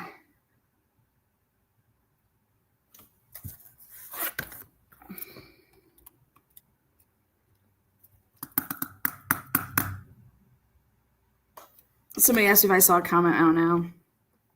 By Cade? No, I don't know. So if Cade wants to read. Yuri's math teacher again, 5 memberships. Thank you for turning somebody in here green. 5 people in here green. Karen turning 20 people in here green. Karen, $999.99. Thank you so much. Noelle, thank you again so much. You guys rock.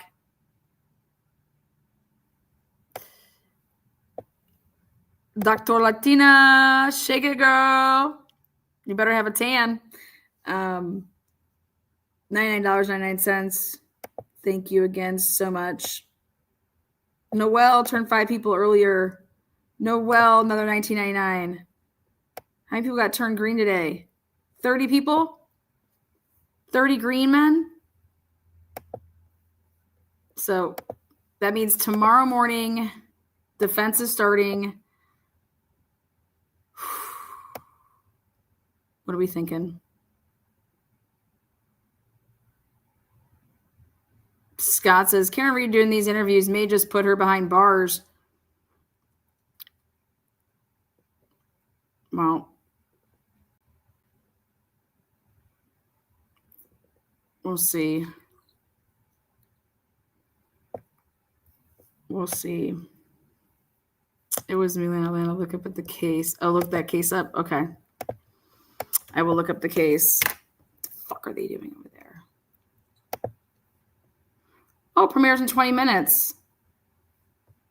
God, what happened to his head? God, whoa. All right. Well, we're good on that. All right, guys. Whew.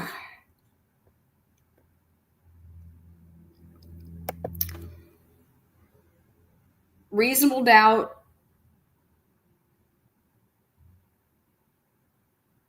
Third party culpability. So the question is did they, Hank was trying to say that, hey, there's no door that was open, third party culpability, blah, blah. Did they open the door? Can they even be, using it?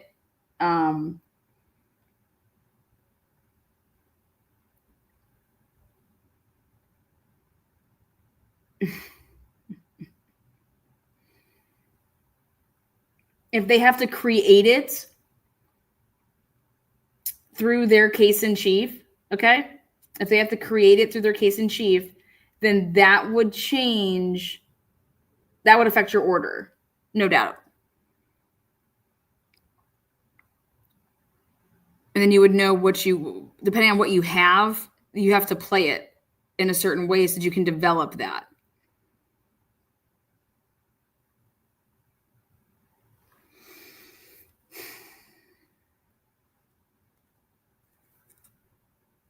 Damn, it's going to be interesting. This is the shit I like. I'm sorry, but this is why I would ever go into law, is the trial strategy. Put me as a goddamn consultant, man. I will find your nuts and I'll tell you what nuts you need to play and how to play them. If I have the nuts, I will sort them out. And they will tell you what you can develop from each person. That's how you have to know your case. If you know your case inside and out, you would know the way that you'd have to present this.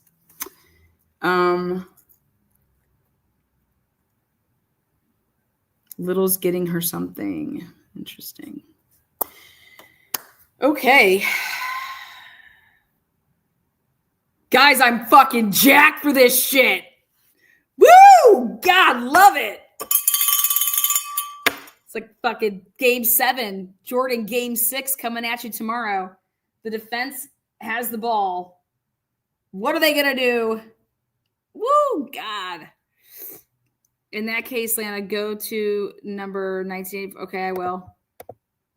I'll print it. I'll look through it, and then we'll talk about it in the morning. God, this is gonna be epic.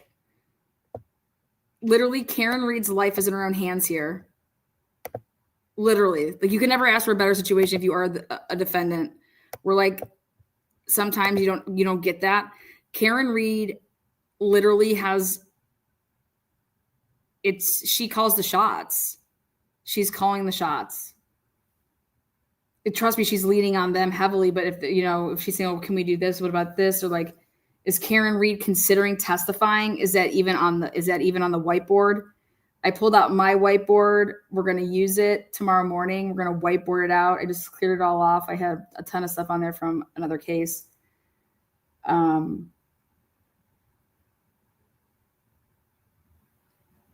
Holy shit.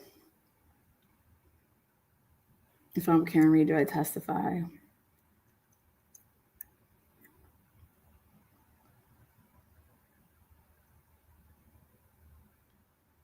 What are the pros? What are the cons?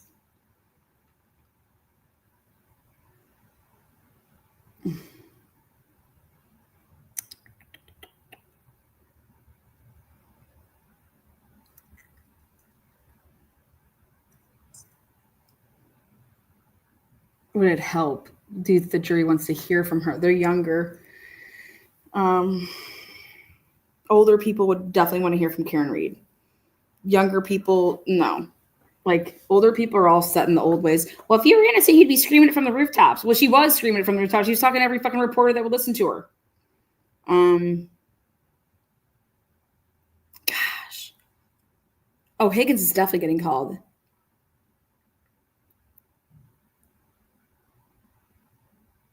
I mean, if they don't call Higgins, that's insanity.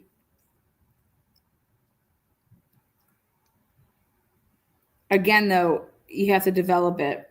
This is all direct testimony. This is not cross-examination where you get to lead or no, you gotta everything. They're gonna object to relevancy. They're gonna fucking A, and then you're you're basically at the mercy of Bev to say sustained or overruled. Expect a lot of objections out of Brennan. A lot. He's gonna object to a lot when it comes to these, not so much the cops and shit like that, but these citizens. God, it's going to be good. Oh my gosh. It's going to be a trial within a trial, man. Holy shit. All right, guys. Woo! Okay, I'm going to go. Oh my God.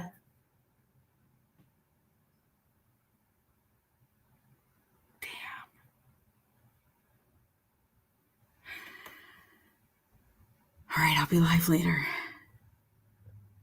The Super Bowl of trials. Well, I think Idaho 4 is gonna trump it, but this is definitely my top 3 so far of trials. Definitely top 3. Right now, it's top 2.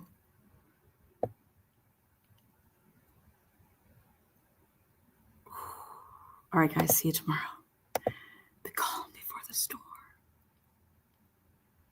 Breaking news. Trooper Paul just hired at Aperture. Get Trooper Paul, somebody make a shirt with Aperture on it and with Trooper Paul and send it to me. Breaking news. Breaking news. Breaking news. Trooper Paul just hired at Aperture. All right, guys. Much love. Peace out.